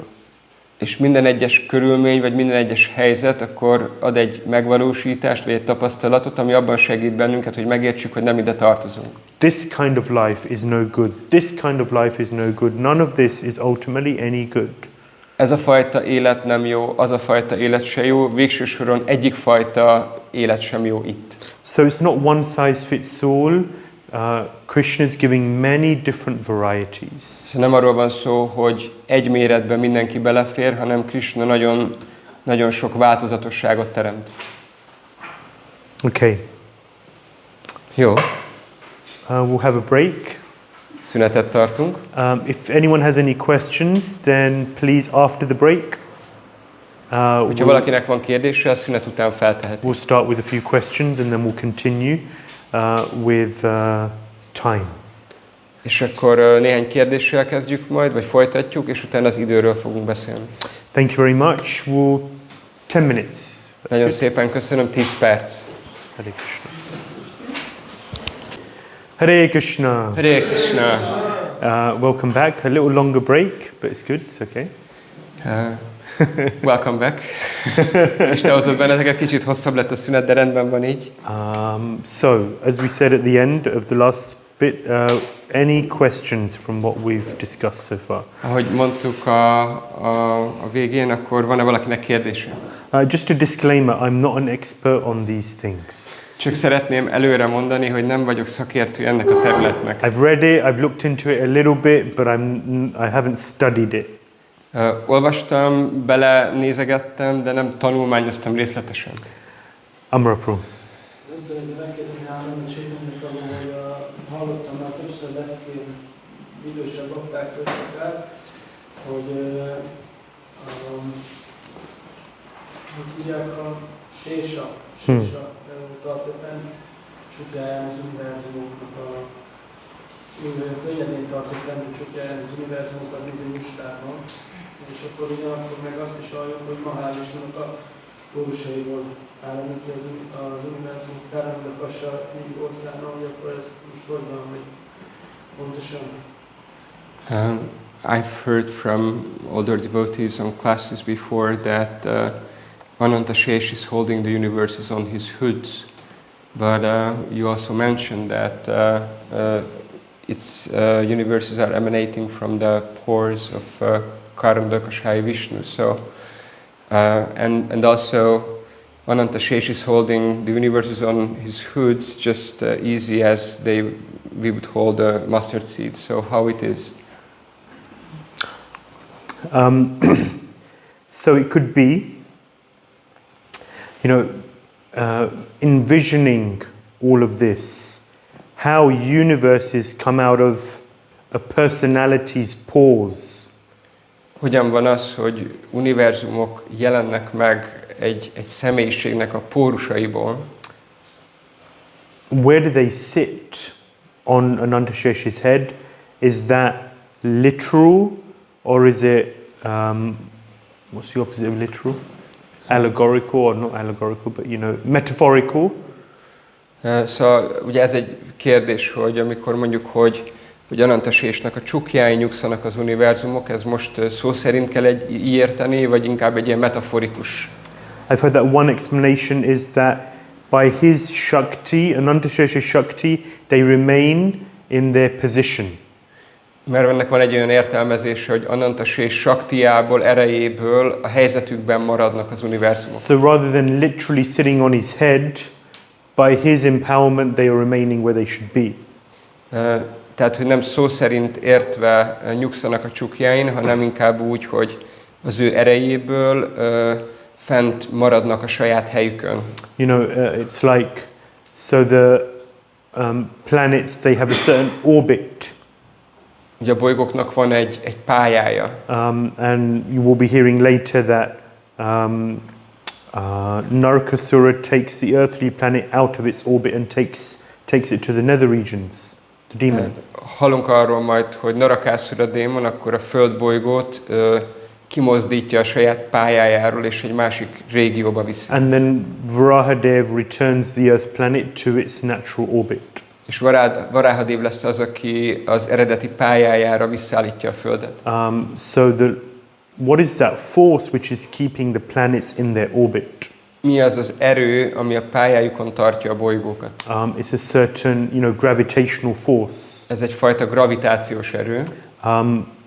Where is that force? Who's the source of that force? Mi az ereje, vagy mi a forrása ennek az erőnek? So ultimately it's all coming from the Lord. Végső soron minden az Úrtól származik. So in the same way, one understanding is that Ānanda is the force which is maintaining the universes. Az egyik értelmezés az, hogy Ānanda az az erőt képviseli, ami fenntartja az univerzumokat. It could also be that the universes emanate from Karnadakshay Vishnu's paws, and then they sit on Ānanda head. It could be that way. És persze az is elképzelhető, vagy úgy is lehet, hogy akkor a pórusaiból megnyilvánulnak az univerzumok, és a csukjái nyugszanak.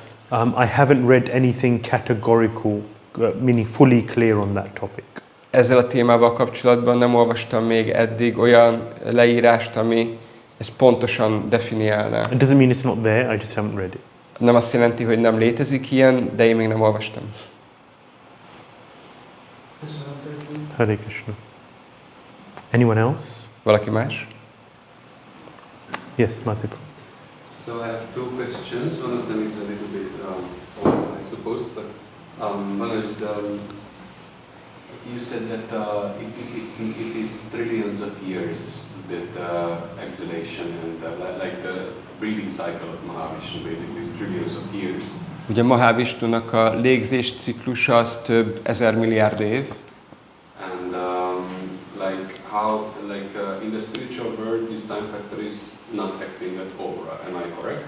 És ha jól értem, akkor a lelki világban ez az idő tényező, ez nem dolgozik, ez nincs jelen. That's the question? Yeah. So, in the spiritual world, there is time. A lelki világban van idő. Krishna, for example, has his Ashtakaliya Lila. Krishnának ott van az Ashtakaliya lilája. Krishna's days are split into 2 hour, 24-minute sections. Krishna napja 2 óra 42 perces idő tartamokra van felosztva. So between 6 a.m. and 8:24 a.m., Krishna rises, he goes to milk the cows, comes back, has a shower. Ugye, reggel 6 és akkor 8:24 között, akkor Krishna felébred, akkor megfürdik, gondoskodik a tehenekről. Has breakfast. Reggelizik. And then between 8:24 and 10:48, Krishna is getting ready to leave and then leaving, and the whole process is very long because there's so much heart pain for his parents to see Krishna leaving for the forest. És akkor 8:24-től 10:48-ig akkor az a folyamat van, vagy az az időszak, amikor Krishna otthonról elmegy, és elmegy az erdőbe a tehenekkel, és ez is egy ilyen hosszú folyamat, mert óriási szeretet van, és nehéz tőle elszakadni. And then 10:48 till 3:36 is 2 times 2 hours 24 minutes. És akkor 10:48-tól 3 óra 36-ig, akkor 2 ilyen időciklus van. I won't go through the whole day. Nem fogom az egészet elmondani, az egész napját. But like that, time is, Krishna is very regulated. Krishna nagyon szabályozott. They say deity worship, Prabhupada said it should, what are the 2 main elements of deity worship? Cleanliness and punctuality. Ugye ezt Prabhupada is mondja, hogy a Murti imádatnak 2 fő aspektusa van, az egyik a tisztaság, a másik pedig a pontosság. Why? Because in the spiritual world things are very clean. Miért? Azért, mert a lelki világban minden nagyon tiszta. They say there's no dust in the spiritual world, but still the queens of Dwarka, they're still cleaning. Azt mondják, hogy a lelki világban nincsen por, de Dváraká királynői még mindig takarítanak. Very clean. Nagyon tiszta. And punctual. Krishna is very punctual. És nagyon pontos, mert Krishna nagyon pontos. Very time conscious. Nagyon tudatos az időről. But the difference in the spiritual world is that, they say, first of all, they say eternal present. Spiritual world is in the eternal present. There's no past, there's no future, they're just in the present. Ugye mondják, hogy a lelki világban ez az örök jelen létezik. Ez azt jelenti, hogy nincs múlt, nincs jövő, hanem örökké a jelenben vannak. And time is not binding. És az idő a lelki világban nem megköt valakit. As we said, time and tide wait for no man. That's the material world. Ahogy említettük, az idő vagy a dagály az senkire sem vár, de ez az anyagi világ időre jellemző. But in the spiritual world, on occasion, if Krishna is late, De lelki világban van egy alkalom, amikor Krishna elkésik, then he can make time stop. akkor Krishna úgy meg tudja állítani az időt. Or he can make time slow down Vagy le tudja lassítani az időt. so that he's not late for his appointment. Hogy ne legyen, ne késsen el a találkozójáról. If that serves the pastime. Hogyha ez a dolog, ez szolgálja a keftelést. In the same way, if he's got a long way to go, Hasonló módon, hogyha messzire kell mennie, Vrindavan is described as a lotus, Vrindában úgy írják le, mint a lótuszt, a 1,000 petaled lotus. mint egy 1000 szirmú lótuszt. And if Krishna is late, then the lotus of Vrindavan contracts. És hogyha Krishna éppen késésben van, akkor a lótusznak a szirmai így összezárulnak. So a 20 kilometer distance can become a 2 kilometer distance. Akkor egy 20 kilométeres távolság, az abból csak 2 kilométer So you can távolság. get lesz. from A to B much quicker. Szóval A-ból B-be sokkal gyorsabban el lehet jutni. So time and distances, all of these things are immaterial. Az idő, a távolság, mindezek a dolgok anyagi dolgok. Because it's a spiritual world. De a lelki világban máshogy van. Nothing binds Krishna, Semmi sincs, ami megkötné Krishnát. just love. Csak a szeretet. Yeah. Good. Okay. Anything else? Valami más? So we will continue Akkor folytatjuk with chapter 11. a 11. fejezettel. I'm not going to get into the details of the different units of time. Nem fogok belemenni az idő különböző egységeinek a részleteibe. It's all in the chapter. Ott van a fejezetben. It's many different units of time described. Nagyon sok időegységről olvashatunk. What I'm going to speak about is what we can take from it, what we can understand or learn from it. Ugye a fő kérdés az, hogy mi az, amit tudunk ebből kapni vagy tanulni. I apologize, this is in English, Elnézést kérek, ez angolul van, but I think most of you can work out what it's saying. de azt hiszem legtöbben akkor fogjátok érteni. So the time scales which are described here are extraordinary.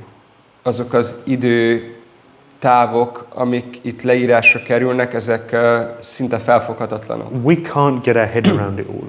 Ezeket nem tudjuk igazából értelmezni. You know, what is a million years?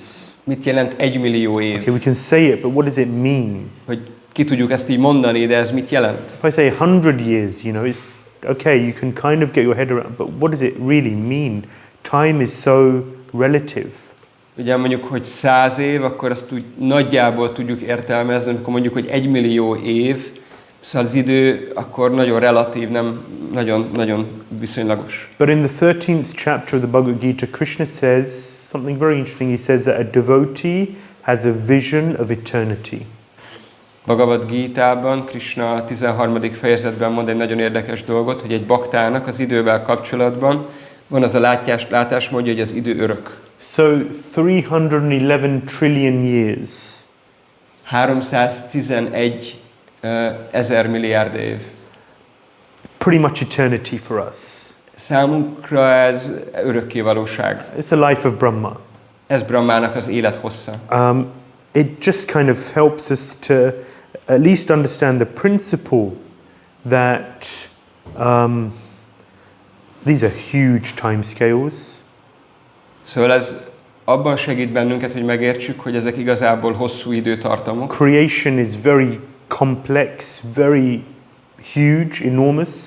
A teremtés az nagyon hatalmas, hihetetlen méretű. There's a lot of thought and work behind all of this. Nagyon sok gondolkodás és munka áll mögötte. We realize Krishna is so great, so amazing. Rájövünk, hogy Krishna mennyire nagyszerű, mennyire csodálatos, lenyűgöző. But also at the same time, Krishna is so merciful. De mindeközben Krishna annyira kegyes. Why do I say merciful? Miért mondom ezt, hogy kegyes? Because Krishna, we have turned away from Krishna. Azért, mert mi elfordultunk Krishnától. We're rebelling against him. Lázadunk ellene. Still, we choose to rebel against Krishna. So what does Krishna do? Mi úgy döntünk, hogy lázadunk Krishna ellen, akkor Krishna mit csinál ennek ellenére? He creates this huge system. Létrehozza ezt az egész nagy rendszert. Universe after universe, species of life after species of life. Univerzum hátán megszámláltatlanul sok faj. He's done so much just to facilitate our rebellion. Annyit tesz annak érdekében, hogy megsegítse, vagy teret adjon, lehetőséget adjon a mi lázadásunknak. So we should be serving him. Igazából nekünk kéne őt szolgálni. We've chosen to go away. De úgy döntöttünk, hogy eljövünk tőle. And he makes all these facilities to say, okay, you want to go away? Have a good time. And here's the creation. És ő pedig mondja, hogy jó, hát hogyha el akarsz menni, akkor szaladj, érezd jól magad, itt van a teremtés. So much compassion, so much patience and tolerance. Hihetetlen mértékű együttérzés, tolerancia és türelem. And the whole purpose of this whole system is that we understand that I have to go back to Krishna. És ennek az egész rendszernek a végső célja azt megérteni, hogy nekem vissza kell jutnom Krishnához. And if we analyze the messages that we receive and observe in the world around us, this is what we will see. Go back to Krishna. This is not your home. Krishna, Krishna, Krishna. És hogyha megfigyeljük, értelmezzük, elemezzük azokat a dolgokat, amik körbevesznek bennünket a világban, akkor ezek a dolgok mind azt fogják nekünk üzenni, hogy nem ez az otthonod, menj vissza Krishnához, Krishna, Krishna, Krishna. If you ever seen the ocean, ha láttátok már az I óceánt, know here in Hungary we're landlocked. We're landlocked. There's no ocean. Magyarországon ugye szárazföld vesz bennünket körbe. But if you just see, or you know, just a mountain, you know. Vagy csak látunk egy hegyet. You know. Also not in Hungary. But you see, you know, if you just okay, just imagine the ocean. Ja, akkor csak képzeljük el az óceánt. And you just think, how enormous is the ocean? Csak képzeljük el, hogy milyen hatalmas az óceán. How many liters of water? Hogy hány liter víz lehet The benne. waves. A hullámok. The wildlife inside. Az élővilág, ami benne van. You see a mountain and just think how tall, how heavy the mountain is. Látunk egy hegyet, akkor csak képzeljük el, hogy milyen magas, hogy milyen súlya lehet annak. It helps us to understand and remind ourselves how insignificant we all really are. Ez segít, ezek a megfigyelések abban segítenek bennünket, hogy megértsük, hogy mennyire jelentéktelenek vagyunk. And also just reminds us we have so many desires. És arra is emlékeztetnek bennünket, hogy mennyi vágyunk van. And how insignificant those desires are as well. És hogy azok a vágyak valójában mennyire jelentéktelenek. Especially when you have the vision of eternity. Főleg akkor, amikor van egy bepillantásunk az örökké valóságba. When you have a perspective of how huge, vast and broad the creation is. Amikor kapunk egy bepillantást abba, hogy milyen tág, milyen nagy a teremtés. How insignificant we all really are. Mindannyian mennyire parányiak, mennyire jelentéktelenek vagyunk. You probably know the story, but I'll tell it anyway, quickly. I think Lehet, I told hogy it last ismertek a time. történetet, minden esetre elmondom gyorsan. Prabhupada was giving Tamal Krishna Maharaj some specific training. Srila Prabhupád Tamal Krishna Maharajot egy nagyon egyedi módon tanította. Very personal training. Egy nagyon személyes tanítást adott neki. So he received the picture which is featured on the first canto of the Bhagavatam. Megkapta azt a képet, ami a Śrīmad-Bhāgavatamnak első énekének a borítóján van. In the middle is Radha Krishna Leela Chaitanya Mahaprabhu, the thousand petaled lotus. Ugye ott a képnek a közepén ott van Krishnának a lílája, az ő bolygója, ott van Chaitanya Mahaprabhu, az 1000 szirmú lótuszon. And then around it so many Vaikuntha planets. És akkor körülötte pedig rengeteg Vaikuntha bolygó található. And then Prabhupada said there are so many Vaikuntha És planets. Prabhupád mondta, hogy végtelen számú Vaikuntha bolygó van. This is 3/4 of the creation. És ez 3/4 a teremtésnek. Tripada Vibhuti, and then there's Ekapada Vibhuti, the material creation. És akkor van az anyagi teremtés, ami 1/4 a teljes teremtésnek. And in this material creation there are unlimited universes. És ebben az anyagi teremtésben megszámolhatatlan univerzum And van. there's one universe where we're in now. És van egy univerzum, ahol mi itt vagyunk And in most. this universe so many planets. És ebben az univerzumban annyi bolygó van. And we have this little Earth planet. És mi pedig ezen a picike földbolygón vagyunk. And on this Earth planet so many continents and there's one America. És ezen a földbolygón rengeteg kontinens van, és ez egyik közülük az Amerika. So many cities in America. Amerikában annyi város van. America's huge. Amerika hatalmas. I drove from last year, we were in Vancouver, which is just on the tip of Northwest America. A múlt évben voltam Amerikában, és autóval Vancouverből indultunk, ami Amerikának az északnyugati csücske. And we drove all the way down the west coast, down to San Diego, which is right near Mexico. És lementünk a nyugati parton egészen San Diegoig, ami már Mexikónak a határán van. Huge. It took a long time. It was a long journey. Hatalmas, rengeteg időbe telt. So many cities in America. Annyi város van Amerikában. But there's one, I think it was Los Angeles. De akkor van egy, amit úgy hívnak, hogy Los Angeles. And in Los Angeles there are so many streets. Los Angelesben annyi utca van. And there's one, I think it was La Cienega Boulevard. Ugye volt egy utca, ez a La Cienega Boulevard, ahol a templom volt található. And on this street there are so many buildings, but there's one Hare Krishna temple. És ezen az utcán akkor annyi épület van, amelyek közül az egyik a Hare Krishna templom. And in this temple there are so many devotees. És ebben a templomban annyi bakta van. But there's one little Tamal És van egy picike tamal, who thinks he's the controller. aki azt gondolja, hogy ő az irányító. Prabhupada loved Tamal Krishna Maharaj like anything. He was his right-hand man. Prabhupád úgy szerette Tamal Krishna Maharajot, mint nagyon keveseket, ő volt a jobb keze. This is very instructive for us. Ez a tanítás számunkra nagyon mély, vagy nagyon fontos. We talked about the mood. Beszéltünk a hangulatról. When we are reading and studying these kind of things, when we're looking at time from the Vedic conception, Amikor ezeket a fajta dolgokat tanulmányozzuk, vagy megvizsgáljuk az időt a védikus nézőpontból, we should look at it and think, what mood is this helping me to develop?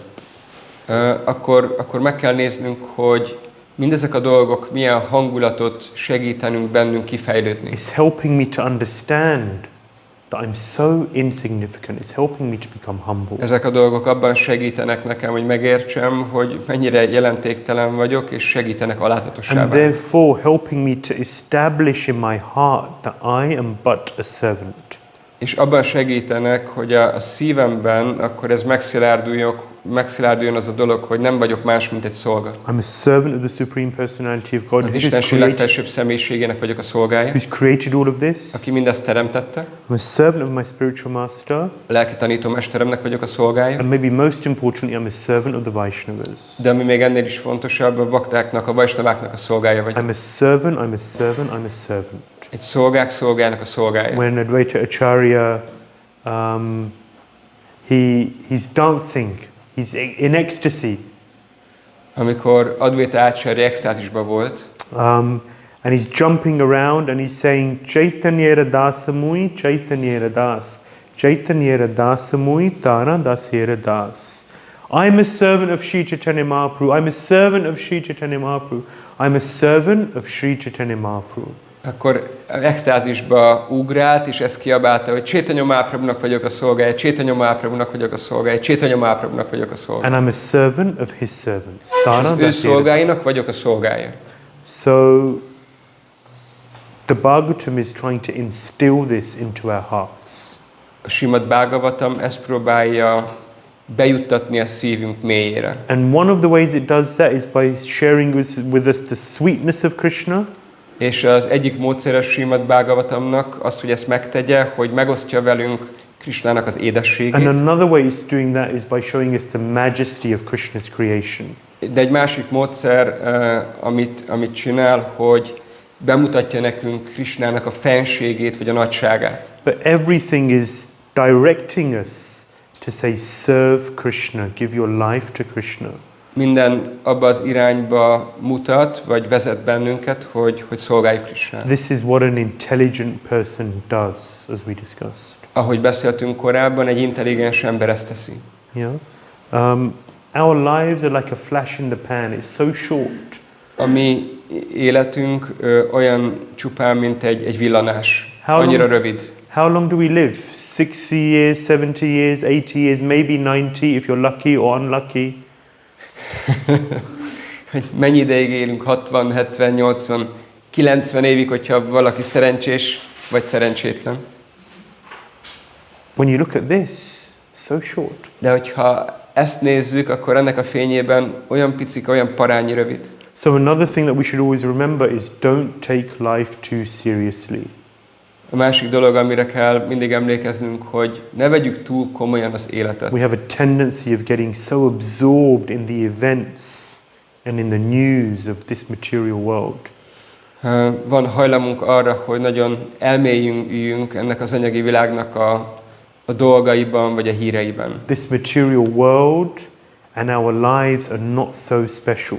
Ez az anyagi világ, vagy a mi anyagi életünk, ez nem túl különleges. Not so significant. Nem túl jelentőségteljes. Don't take it too seriously. Ne vegyük túl komolyan. What we should take seriously Amit viszont komolyan kell vennünk, is the name, form, qualities, abode, associates and pastimes of the Supreme Personality of Godhead. az nem más, mint az Istenség legfelsőbb személyiségének a neve, a formája, a keftelései, és mindezek a dolgok. So there's so many things that we should learn from this technical part of the Bhagavatam. A Bhagavatamnak ebből a technikainak tűnő részéből annyi tanulni való van. The purpose is all to rewire our vision.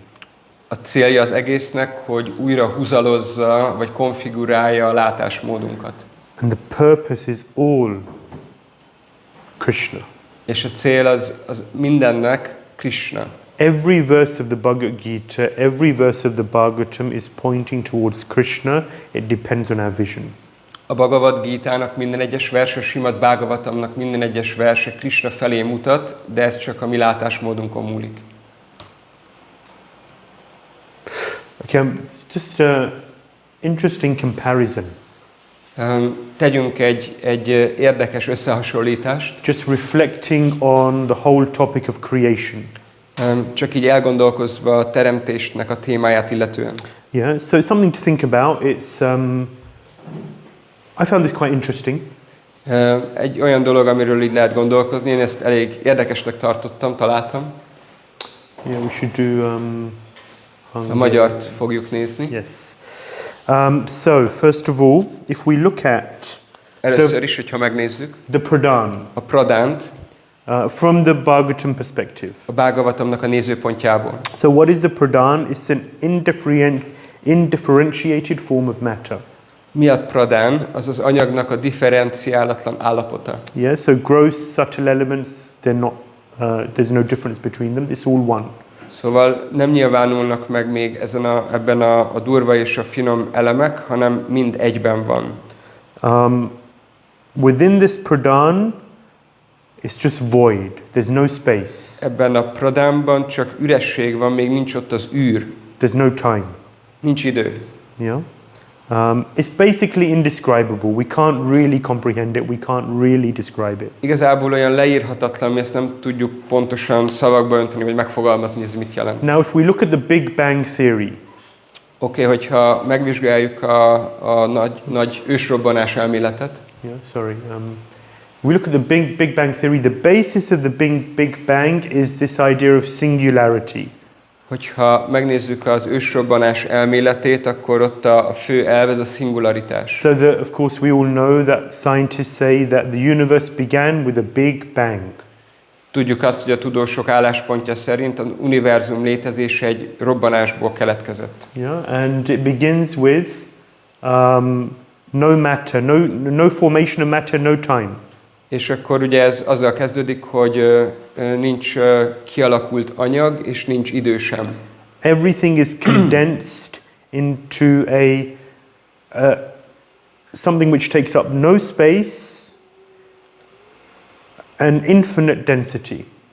És akkor minden anyag egy végtelen pici, kiterjedésű térben helyezkedik el, ami koncentrálódik. Tehát tehát ez nagyon parányi. And they have no real understanding of what it is. És nincs valódi megértésük arról, hogy ez micsoda pontosan. Yeah, so there's no space, no time, unlimited density. Nincsen se idő, se tér, viszont a sűrűsége ennek végtelen. And this is what they describe as singularity. This is the basis of the Big Bang. This is where it comes from. És akkor ezt szingularitásként írják le, ami az ősrobbanásnak az alapja. So if you look at the two, Szóval, ha megnézzük a kettőt, you can see that there's some similarity there. hogyha látjuk a kettőt egymás mellett, akkor látjuk, hogy van hasonlóság. So I'm going to read. This is from Wikipedia. It describes this singularity. Fogok olvasni a Wikipédiáról, ami leírja ezt a szingularitást. So this is how scientists describe it. Szóval így írják le a tudósok. The initial singularity was a gravitational singularity Az eredeti szingularitás, az egy gravitációs szingularitás volt, of seemingly infinite density, de látszólag végtelen sűrűségű. thought to have contained all the mass and space-time of the universe in one place. Ami azt jelenti, hogy egy adott helyen akkor magában foglalta az egész univerzum idejét és minden elemét. Yeah, good. You're good, Guru, to prove. Everything was condensed in an infinitely small point of zero space. Egy végtelenül parányi, a nulla térhez közelítő pont tartalmazta az egész sűrűségét. At the beginning of time. Az idő kezdetén. This singularity cannot be described by any mathematical or physical model. Semmilyen matematikai vagy fizikai modell nem tudja leírni ezt a szingularitást. So it's interesting, there's a scientist, his name was Louis Pasteur. Louis Pasteur, ő egy tudós volt, ez nagyon érdekes dolog. And he said, all of my scientific research, everything I'm doing is just finding out how God did his work. Ő azt mondta, hogy az egész tudományos kutatásom és minden munkám azt a célt szolgálja, hogy rájöjjek arra, hogy Isten hogyan vitte véghez a munkáját. So man is looking at the creation of God and trying to work it out.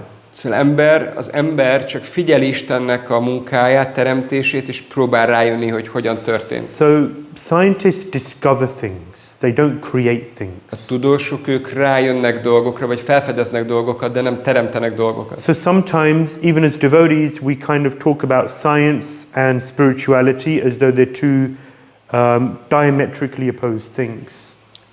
Baktaként előfordul, hogy a tudományról és a védákról úgy beszélünk, mint két egymástól teljesen külön határolt, egymásnak ellentétes dologról. But actually they go very much hand in hand. De igazából a kettő nagyon, nagyon is kéz a kézben megy. Because they're playing different functions. Mert különböző funkciót töltenek be. Spirituality talks about how things came into creation. Spiritualitás arról beszél, hogy hogyan jöttek létre a dolgok. And it really helps us to explain and understand those things. És nagyon nagy mértékben segít megérteni és elmagyarázni ezeket a dolgokat. And science just helps us to understand those things in a practical, understandable way for our world today. A tudomány pedig ezeket a dolgokat segíti megérteni egy gyakorlati módon, hogy a mai világunkban ezek hogyan jelennek meg, hogyan vannak jelen. So Srila Prabhupada wanted, and this is why he created BI, the Bhaktivedanta Institute, in order to explain Bhagavatam principles in a language that the world, especially scientists, can understand. Srila Prabhupada ezért akarta, és ezért is hozta létre a Bhaktivedanta Intézetet, hogy ezeket a dolgokat tudományos nyelven egy olyan módon legyenek bakták, akik megfogalmazzák, amit a tudományos világ meg tud érteni. So we see here that the idea of the Bhagavatam version is not incompatible with the idea of this Big Bang. Szóval lehet látni, hogy a Bhagavatamnak a verziója az nem inkompatibilis a ősrobbanás elméletével. Moving on. So what happens next? Szóval mi a következő, ami történik? So you have this pradhan, this singularity, Ott van a pradán, vagy ez a and szingularitás. so we understand that time is injected through the glance of Lord Vishnu. És akkor mi tudjuk, hogy az idő bejut az Úr Vishnu pillantásán keresztül a pradánba. And that creates a certain agitation in the pradhan. És ez felkavarja a pradánt, megzavarja a pradánt. And in that way creation begins. És így kezdődik a teremtés. Yeah? The cause, of course, is Mahavishnu, is the Lord. Az okoknak az okozata, vagy az eredeti ok az Mahavishnu, aki pedig Krishnától származik. So that's the idea of the Bhagavatam. Szóval ez a Bhagavatamnak a meglátása, vagy amit ő bemutat. Yeah? So the Big Bang theory És akkor van az ősrobbanás elmélet. is that at a certain point time starts. Kimondja, hogy egy adott pillanatban elindul az idő. Egy adott And- ponton elindul az idő. They don't really know what the cause is of that. De igazából nem pont tudják, hogy mi ennek az oka, ezt mi váltja ki. Because of course what science has a tendency of doing is taking God out of the picture. Mert ugye a tudományban van az a hajlam vagy tendencia, hogy kivegyék Istent a képből. Yeah, so they can't really explain what the catalyst is for change to take place. Nem tudják megmagyarázni, vagy leírni, hogy mi a katalizátor, mi az az elem, ami a változást előidézi. Yeah. So this is what the Big Bang theory says, just again from Wikipedia. Szóval a Wikipédia következőket mondja még az ősrobbanásról. So it's impossible to see the singularity or the Big Bang itself. Lehetetlen látni a szingularitást, vagy az ősrobbanást önmagában. As time and space did not exist inside the singularity, Mivel a szingularitáson belül az idő és a tér nem létezett, therefore there will be no way to transmit any radiation. ezért nem volt lehetőség arra, hogy bármilyen sugárzást adjon le. Detailed measurements of the rate of expansion of the universe placed the Big Bang at around 13.8 billion years ago. Így a tágulásból fakadóan van egy ilyen kalkuláció, ami azt sejteti, hogy 38 milliárd évvel ezelőtt keletkezett Sorry, az univerzum. 13.8. 13,8 milliárd éve keletkezett az univerzum. Modern scientists have not been able to agree on the cause of the Big Bang. A modern tudósok nem értenek egyet az ősrobbanásnak az indítópontjával, vagy az okával, hogy miért történt. Yeah, but again we can see that there's some similarity. Szóval itt is látjuk, hogy van hasonlóság. And then finally, És végül, okay, what happens next from our perspective, the Bhagavatam perspective? és akkor a Bhagavatam nézőpontjából, a mi nézőpontunkból, akkor mi a következő lépés? The modes of material nature interact with elements Az anyagi természet kötőerői kapcsolatba lépnek az anyagokkal, vagy az elemekkel, and that creates the various the elements are created one by one from one element to another. és akkor ezek az elemek megnyilvánulnak egyik a másikból. Yeah, and we discussed that, we saw the diagram. És akkor ezt már átbeszéltük, néztük a diagramot, az ábrát. The Big Bang, just quoting. Az ősrobbanás, akkor ismét idézet So of következik. course, there's no concept of the three modes of material nature and subtle elements and so on. Persze az ősrobbanás vonatkozásában nincs ott a kötőerőknek a koncepciója, vagy így az elemeknek a koncepciója. I don't understand all of this myself, Saját magam sem értem ezt. especially what I'm going to read now. Főleg azt, amit most föl fogok nektek olvasni. But this is what it says. De ezt mondja a Wikipédia. Some of you may be able to understand it more. Lehet, hogy közületek valaki ezt jobban fog érteni. First, the universe expands exponentially from an infinitely small point. Egy végtelenül parányi pontból az univerzum először exponenciális módon kiterjed. that creates space. Ez teremti meg az űrt, As space expands, teret. És ahogy a tér terjed, the universe cools down, az univerzum lehűl, enabling formation of fundamental particles ami lehetővé teszi az alapvető elemeknek a létrejöttét, and eventually lighter particles known as hydrogen and helium. és aztán vannak finomabb elemek, amik létrejönnek, mint a oxigén és a hidrogén. Due to gravity, Aztán a gravitáció hatására, these elements cluster together in space, forming gas clouds. akkor ezek az elemek az űrben összetapadnak, és gázfelhőket hoznak létre. As gas clouds become denser, Ahogy ezek a gázfelhők besűrűsödnek, gravitational collapse causes atomic fusion.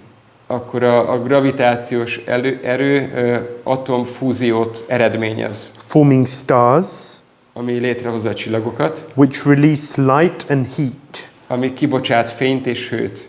This is the end of the dark age of the universe, Ez az univerzum sötét korának a végét jelenti. as the universe begins to have visible light Ahogy az univerzumban látható fény keletkezik because of the stars. Yeah? a csillagok miatt.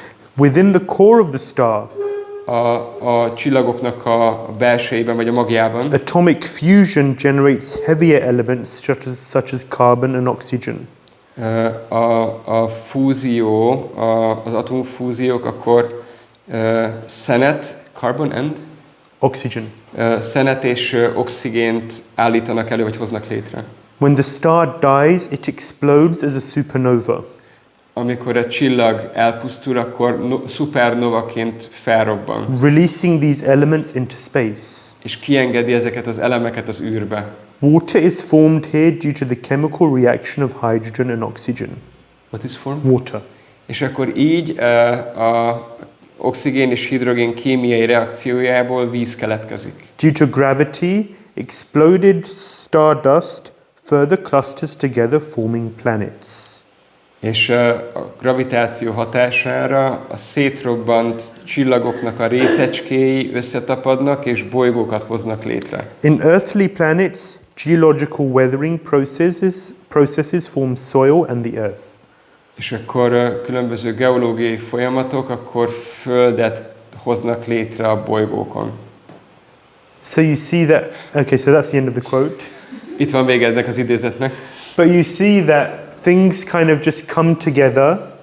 Tehát lehet látni, hogy itt azt leírják, hogy a dolgok csak így összejönnek. They don't quite understand the order in which it takes place. Nem pont értik a sorrendet, hogy ez hogyan történik. But things come together, they combine, and various different elements are formed one by one. És akkor különböző dolgok akkor így egymás mellé kerülnek, és akkor abból különböző új elemek jönnek létre. There are many articles on these topics.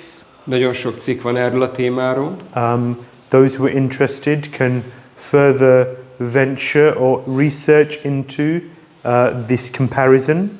Akit ez jobban érdekel, akkor tudja jobban kutatni ezeket az ellentmondásokat, vagy kijelentéseket. I just wanted to give you a taste of how actually there are a lot of similarities between the Bhagavatam version and what scientists have kind of muddled through and worked out.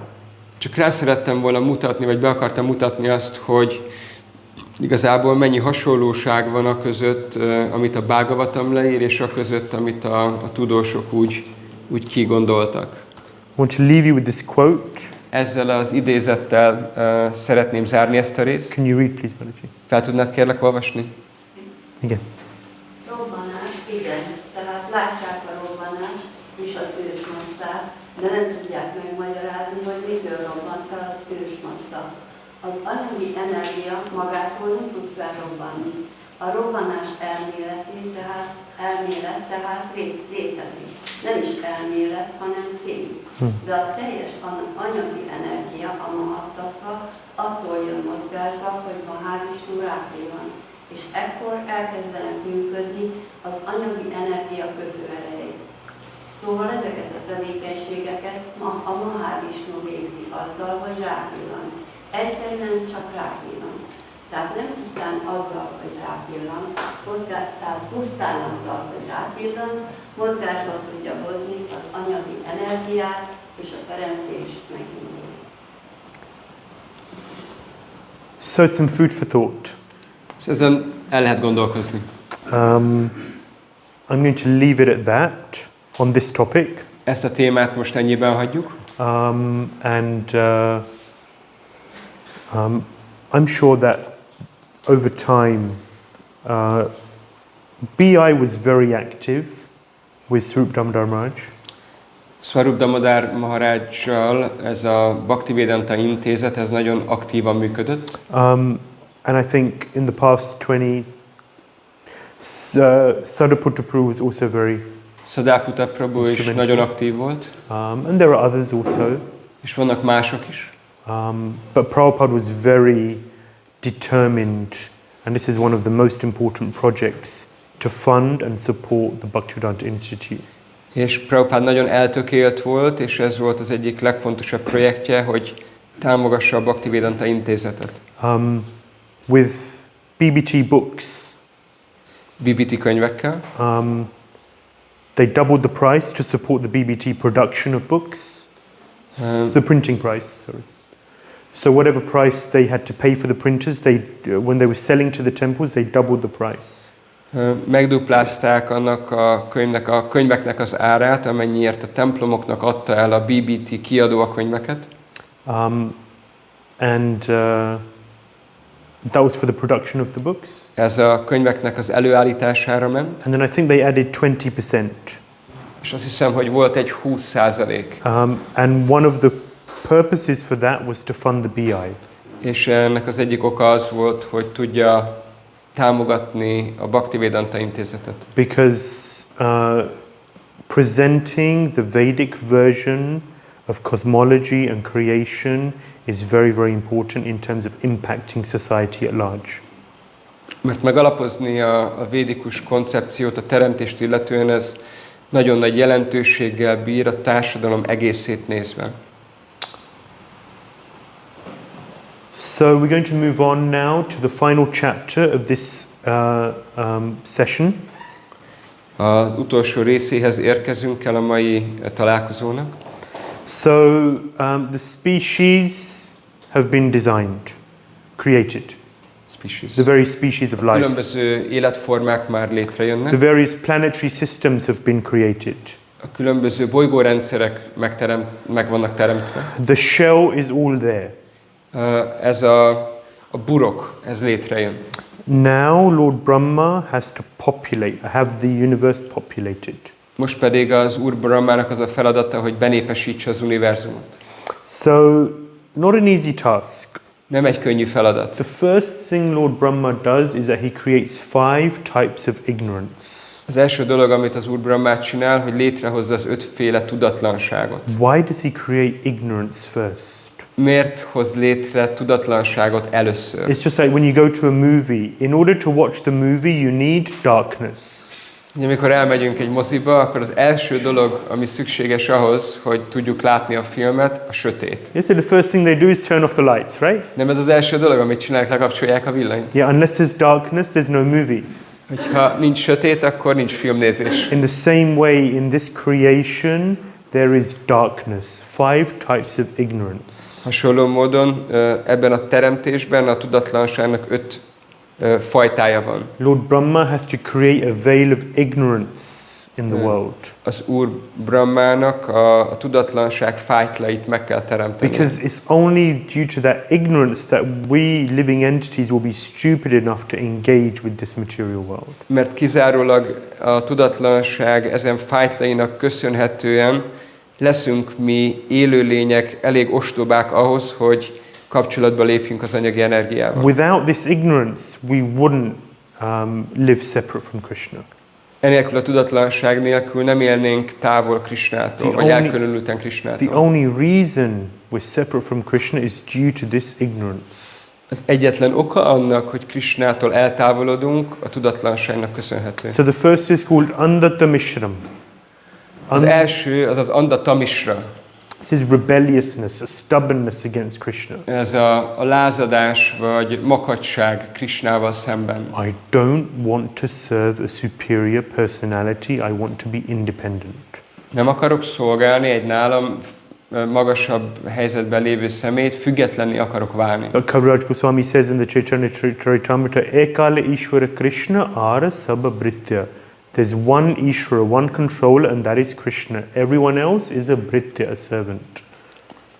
Ez a Krishna, egyetlen irányító van, egyetlen úr van, az Krishna, és mindenki más az ő szolgája. But this is what we're rebelling against. This is Ānanda Mishram. De ez az, ami ellen lázadunk, ezt hívják úgy, hogy Ānanda Mishra. Second is the Mishram. The second is... Oh, no. Five types of ignorance. Oh, okay, they don't come down. No, they don't come down. Sorry, no. The second is? The Mishram. A második az a Tamishram. Yeah, so this is referring to anger or envy towards Krishna. Ez Krishna iránti irítséget vagy dühöt jelent. When things don't go our way, then we have anger towards Krishna. Hogyha nem úgy alakulnak vagy mennek a dolgok, ahogy mi szeretnénk, akkor dühösek leszünk Krishnára. When the world points us towards Krishna's supremacy, we have envy of Krishna. Amikor a világ Krishna felsőbbrendűsége felé mutat, akkor dühösek leszünk, vagy irigyek leszünk. Often these things are subtle. Néha ezek a dolgok nagyon finom szintűek, vagy finom dolgok. You have to analyze what is going on in the heart and mind, and then when you uncover it, you see that this is the veil of ignorance which is making me feel this way. Ezt úgy nagyon kell analizálnunk, vagy értenünk, és így vizsgálnunk magunkba, és akkor fogjuk tudni észrevenni, hogy ez a tudatlanságnak egy fájtla, ami befed bennünket. Why am I inattentive when I chant? Miért vagyok figyelmetlen, amikor Krishna nevét éneklem? One of the reasons is because there's something inside me which is saying I don't want to surrender to a superior person. Valami van legbelül, ami nem engedi, hogy meghódoljak a legfelsőbb személynek. I want to be in that position. Én akarok lenni abban a helyzetben. I don't want to be servant, I want to be served. Nem akarok lenni egy szolga, hanem azt akarom, hogy engem szolgáljanak. This is the Mishram, this envy of Ez Krishna. a Tamishra, ez az irítség vagy düh. Number 3 is moham. A harmadik az a moham. It's bodily concept. Anyagi vagy testi felfogás. I'm this body. Ez a test az énem. Number 4 is mahamoham. A negyedik az a mahamoham. Greed. Mohóság. I always want more. Mindig többet akarok. It's never enough. Sosem elég. I get this, Ezt megkapom, and then I want that. de aztán meg az kell. And I get that, És hogyha az megvan, then I want this. akkor meg ez kell. And there's more and more and more and more and more, never enough. Több és több és több, sosem elég. The world is not enough? Is that a movie? Van egy ilyen film, hogy a világ nem elég. James Bond, right? Yeah, the world is not enough. Van egy ilyen James Bond film. And then the fifth is avidya, Aztán ott van az ötödik, ami a tudatlanság, laziness. vagy lustaság. Yeah, so this is the fifth type of ignorance which Brahma covers the material world in. Ez az ötödik fajtája a tudatlanságnak, amivel Brahma befedi az univerzumot. So these cover the conditioned soul. Ezek azok, amik befedik a feltételekhez kötött lelket. And it allows the living entity to therefore live independent of Krishna És ezt teszi lehetővé, hogy az élőlény függetlenül éljen Krishnától, and try to endeavor to enjoy here in the material world. és ez készteti az élőlényt arra, hogy próbáljon függetlenül élvezni Krishnától itt az anyagi világban. Otherwise, without this ignorance, it makes no sense at all. Máskülönben enélkül a tudatlanság nélkül semmi értelme az egésznek. So that's the first step Brahma takes. Akkor nézzük meg, hogy mi az első lépés, amit az Úr Brahma csinál. Then Brahma has 4 children. Ugye Brahmának akkor ugye ez volt, hogy akkor a tudatlanságukat megteremti, és akkor utána Brahmának 4 gyermeke lesz. Of course, when Brahma is creating progeny, he doesn't do it in the conventional sense. These are mind-born sons. Persze, amikor Brahma utódokat hoz a világba, akkor azt nem a konvencionális módon teszi, hanem ők az elméjéből nyilvánulnak meg. These 4 Kumaras, they're ideal candidates. A 4 kumára, ők ideális jelöltek. They're very qualified, very knowledgeable. Nagyon tanultak, nagyon képesítettek. So then Brahma said, please procreate. Mondta nekik az Úr Brahma, hogy légy szíves, népesítsétek be az univerzumot. Populate this universe. Népesítsétek be az univerzumot. But they were renounced. De lemondottak voltak. And they said to Brahma, no thank you. És azt mondták Brahmának, hogy nem, köszönjük szépen. We don't want it. We don't want to have children. Nem akarunk gyereket. We want a simple, peaceful life. Egy egyszerű, békés, nyugodt életet szeretnénk. So then Brahma gets angry. Aztán Brahma dühös lesz. Says, I'm Brahma. Én vagyok Brahma. You're my children. Ti vagytok az én gyerekeim. I've got 4 heads. I'm very intelligent. 4 fejem van, nagyon intelligens vagyok. My body is made of intelligence. A testem intelligenciából áll. Yeah, so that's what is described. His entire body is created of intelligence. Úgy írják őt le, hogy az egész teste intelligenciából épül fel. I've been empowered by the Supreme Lord. Az legfelsőbb Úr hatalmazott föl. To create and to populate. Hogy hozzak létre dolgokat és népesítsem az univerzumot. And you're telling me no? És ti meg azt mondjátok nekem, hogy nem. Who do you think you are? Mit gondoltok, kik vagytok ti? And the Kumaras, they say, we're not going to have children. We're not going to do this. És akkor a kumárák meg csak rázták a fejüket, mi ezt nem fogjuk megcsinálni. So then Brahma gets so angry. Aztán Brahma nagyon dühös lesz. Have you ever had that feeling when the temperature's rising in your head? Volt már ilyen érzésetek, amikor így a hőmérséklet így emelkedik a fejetekben? He gets so angry. Annyira dühös lesz. And then from in between his eyebrows comes Rudra. És a szemöldökei közötti helyből akkor kipattan Rudra. Rudra, partial manifestations of Lord Shiva. Rudra, ő az Úr Shivának egy részleges megjelenése, megnyilvánulása. And they're produced of Lord Brahma's anger. És az Úr Brahmának a dühe hozza őt létre. So then this Rudra began to procreate. És akkor Rudra, ő elkezd nemzeni. But then their his offspring was just causing havoc and devastation everywhere. De az ő utódai azok csak káoszt és pusztulást hoztak az univerzumban. So then Brahma said, okay, relax, stop. És akkor Brahma mondta neki, jó, akkor itt álljunk meg egy kicsit. No more. Nincs több. So then he thought, okay, what do I do now? Gondolta, jó, de akkor most mit csináljak? So Brahma then had 10 sages. Again, these were born of the mind. És aztán Brahmának lett 10 gyermeke, 10 bölcs, akik szintén az elméjéből nyilvánultak meg. The way I understand this mind-born is, it's just like some yogis, they have prapta siddhi. They think of something and they can attain it. Ezt úgy szoktam elképzelni, hogy vannak olyan jogik, akiknek van ez a prápta siddhijük, ami azt jelenti, hogy tudnak manifestálni, hogy csak így gondolnak valamire, és ez megnyilvánul a fizikai síkon. So Brahma thinks, Brahma gondol, I want 10 sages. Gondol 10 bölcsre. And they come. És jönnek.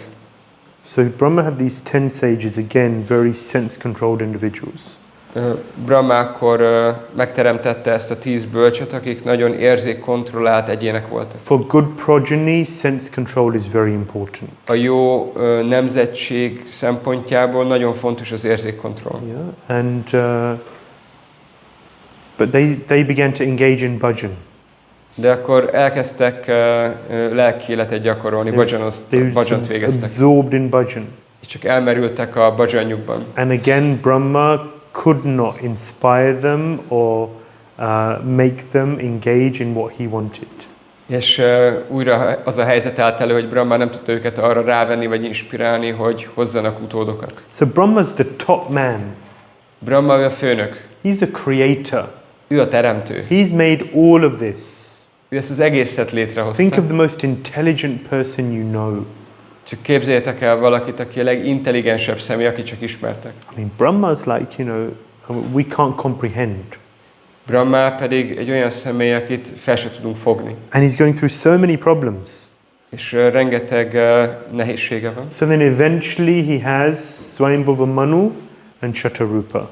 Aztán végül akkor ott van Swayambhuva Manu és Shatarupa. And we'll be hearing more about them in the future. És a jövőben róluk többet fogunk hallani. And they begin the creative process. És akkor ők azok, akik elkezdik a teremtésnek, vagy az utód nemzésnek a folyamatát. Right, populating the universe. So this is, Benépesítik az univerzumot. yeah. So,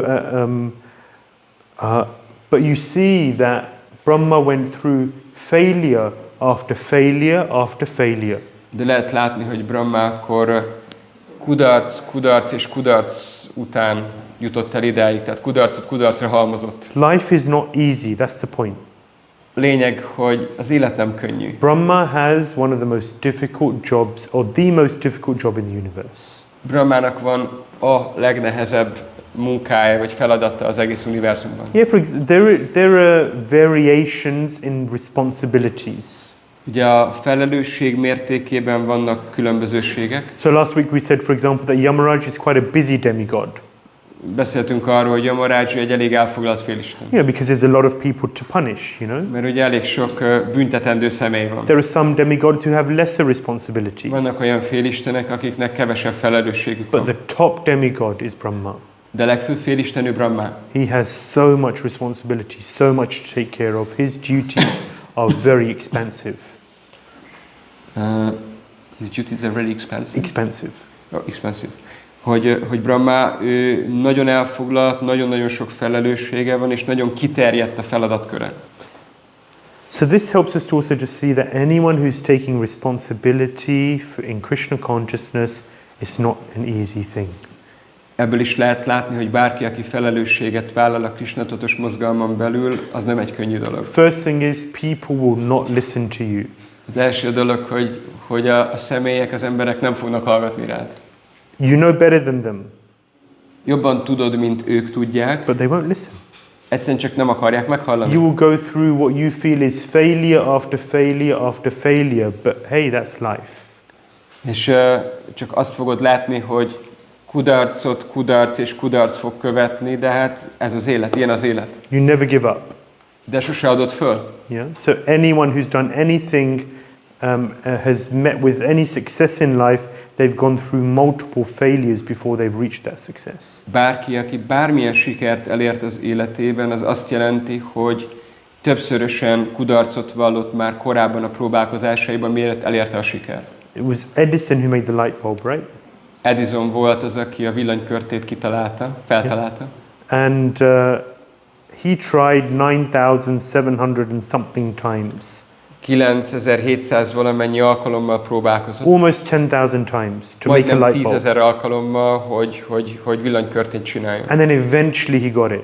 És végül akkor megcsinálta. And they asked him, how did you keep going? És kérdezték tőle, hogy volt erőt folytatni? Failure, failure, failure. I mean, after 3 or 4 times you give up, you know?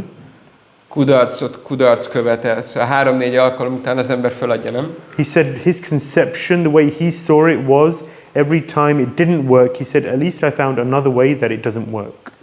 De ő máshogy gondolkozott, ő azt mondta, hogy minden egyes alkalom, amikor nem működött, az azt jelentette, hogy talált egy olyan módot, ami nem működik. So he turned a negative into a positive. Tehát a negatív tapasztalatot pozitívvá változtatta. And in that way he had the inspiration to continue and keep És ilyen going. módon akkor volt neki egy inspirációja arra, hogy folytassa. So they say, try again.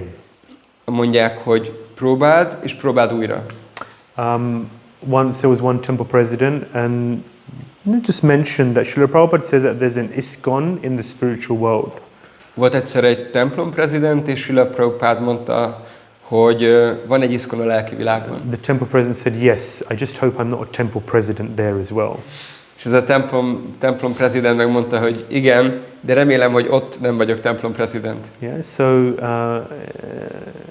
it's not an easy world, let's put it like that. Management is not easy. A management ez nem egy könnyű terület, csak maradjunk ennyiben. Brahma's life is an example of that. Brahma élete egy példa erre. So Brahma faced many obstacles in life. Brahma ő nagyon sok nehézséggel találkozott, vagy akadállyal találkozott az életében. First of all, he just appeared, there's no one, there's nothing, there's darkness, and he has to engage in so much austerity. Először is ugye, amikor megjelent, akkor nem volt senki, és nem volt semmi, és csak sötétség volt, és lemondásokat kellett végezni már a legelején. Second thing, then he has sons, the four Kumaras, they're ideal candidates, but they just won't listen to him. Aztán pedig ugye ott voltak a fiai, a 4 kumárák, akik ideális jelöltek lettek volna, de csak nem voltak hajlandóak hallgatni rá. Then he, all the failures, like we said. Prabhupada's life is another example, so many failures. Ugye ott voltak ezek a kudarcok, nézzük Prabhupád életét, akkor az ő életében is volt sok kudarc. And then finally he did it, he succeeded, he created progeny. És akkor végül sikerült neki, akkor sikert ért el, meglett a népesség. And we see there's plenty of progeny now. És látjuk azt, hogy napjainkban már nagyon komoly tömegben vannak az élőlények. But even when you're successful, people will criticize you. De még akkor is, amikor sikeres vagy, emberek kritizálni fognak. So the gopis came to Brahma and they cursed him. Jöttek a gópik, és megátkozták Brahmát. And they said, what kind of a creator are you? Mondták neki, hogy milyen teremtő vagy te. Did you not think when you were creating things, why did you make eyes with eyelids? Nem gondolkoztál, amikor teremtettél, miért csináltál szempillát, vagy szemhéjat a szemhez? Because when we blink, our vision of Krishna is lost. Mert amikor pislantunk, akkor arra a pillanatra nem látjuk Krishnát. We can't see Krishna for a lover matra, is that lover? 1/11th. 1/11th of a second, but nimesha. Nimesha is the amount of time it takes to blink. Nimesha az idő, amíg egy szempillantás megtörténik. It's a unit of time. Ez egy időegység. And it describes the amount of time it takes to blink is a nimesha. I can't remember how long. Nem tudom pont, hogy ez milyen hosszú, de ez egy pillantásnak az ideje. But the gopis, they blame Brahma. It's a transcendental criticism, of course. Ez persze egy transzendentális kritika, de a gópik ők kritizálták Brahmát.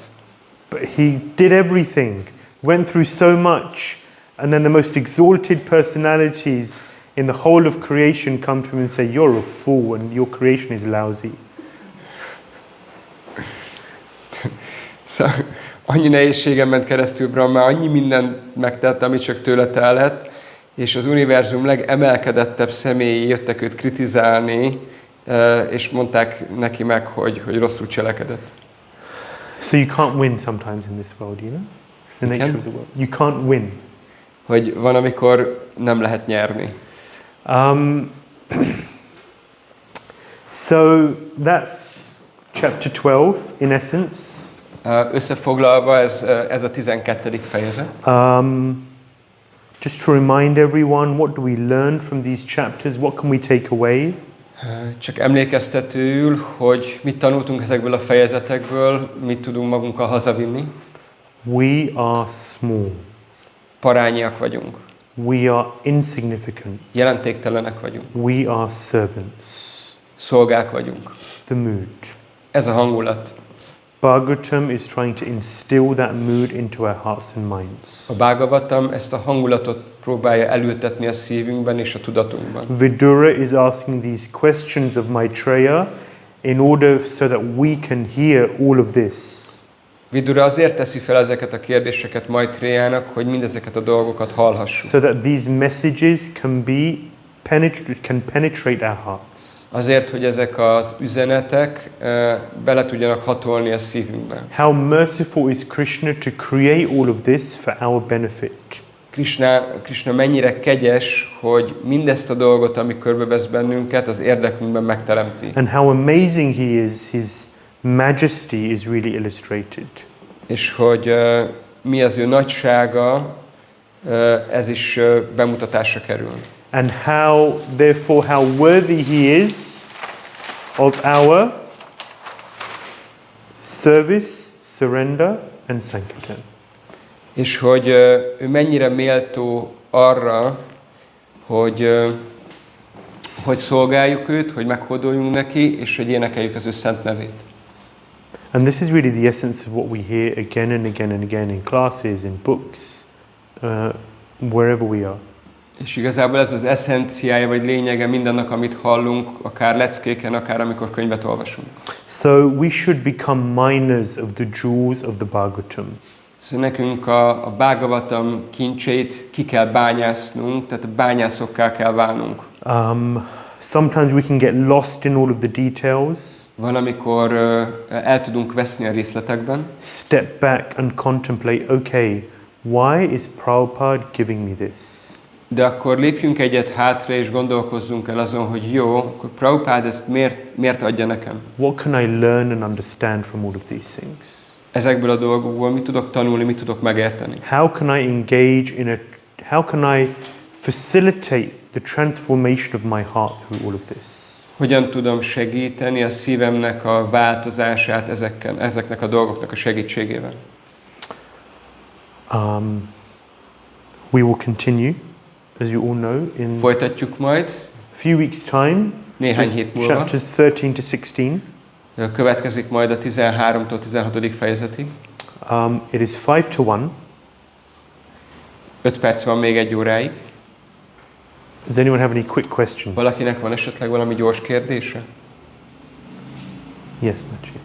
Nem biztos, hogy kérdés, hanem ez egy ilyen hosszú gondolat évek során bennem, hogy minek Krisnának ez a sok élőlény. Tehát hogy egy univerzumban, ha megnézzük, hogy hány élőlény van, és hány univerzum van, és itt rengetegen vagyunk, és csak egy negyede ennek a teremtésnek, és ott még vannak 3/4 részben még nem tudom hány élőlény, hogy Krishna szervez, hogy ilyen sokan legyünk, vagy mi kezd ilyen sok lélekkel, vagy... Why does Krishna need us to be so many? So there's so many universes. Even the material world is just 1/4 of the whole creation. So why does he need so many souls? I think it just emphasizes again how small we are, how insignificant we are. Ez azt hiszem, hogy inkább csak újra hangsúlyozza azt, hogy mennyire parányiak vagyunk. For us it's many. Számunkra ez nagyon sok. For Krishna it's not. Krishnának nem olyan sok. You know, frog in the well.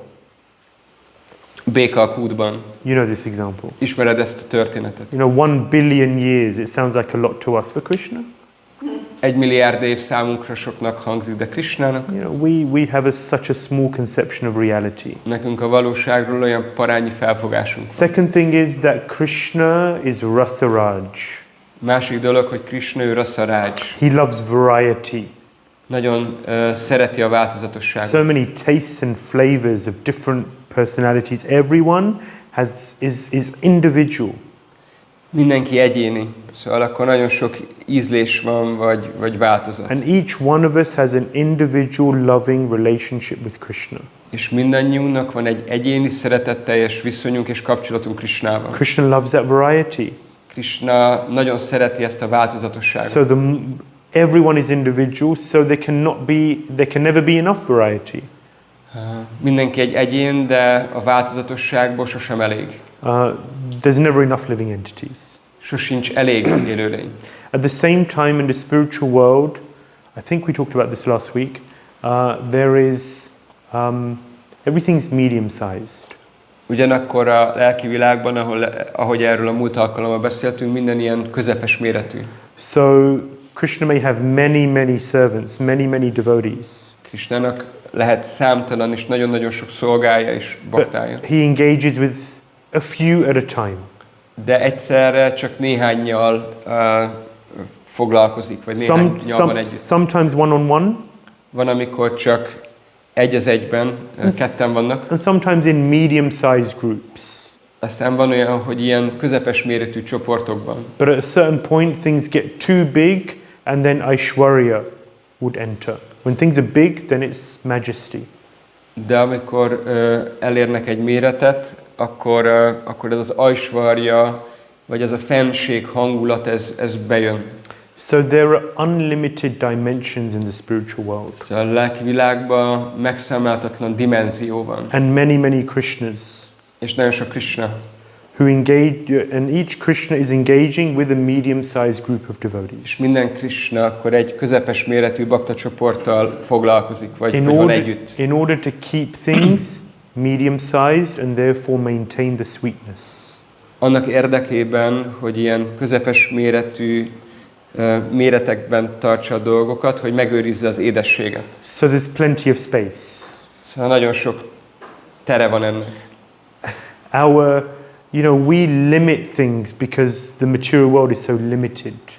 Mi így lekorlátozunk dolgokat, mert az anyagi világ annyira korlátozott. As you go up, the laws and the environments and the atmospheres are much broader. Hogyha megyünk fölfelé, akkor a környezet vagy a törvények akkor sokkal tágabbak. Ultimately, we can't imagine. Végső soron el se tudjuk képzelni. We have to go there and find out how it really Nekünk works. oda kell eljutnunk, és majd ott meglátjuk. Yeah, we want to know because we want to control. Azért akarjuk tudni, mert akarjuk kontrollálni, akarjuk irányítani. The desire to know everything is nice. Az a vágy, hogy mindent tudjunk, ez jó. But there's a point where we have to accept that I can't know everything. De van egy pont, ahol el kell fogadnunk azt, hogy mindent nem tudhatok. Because we can't know everything about Krishna.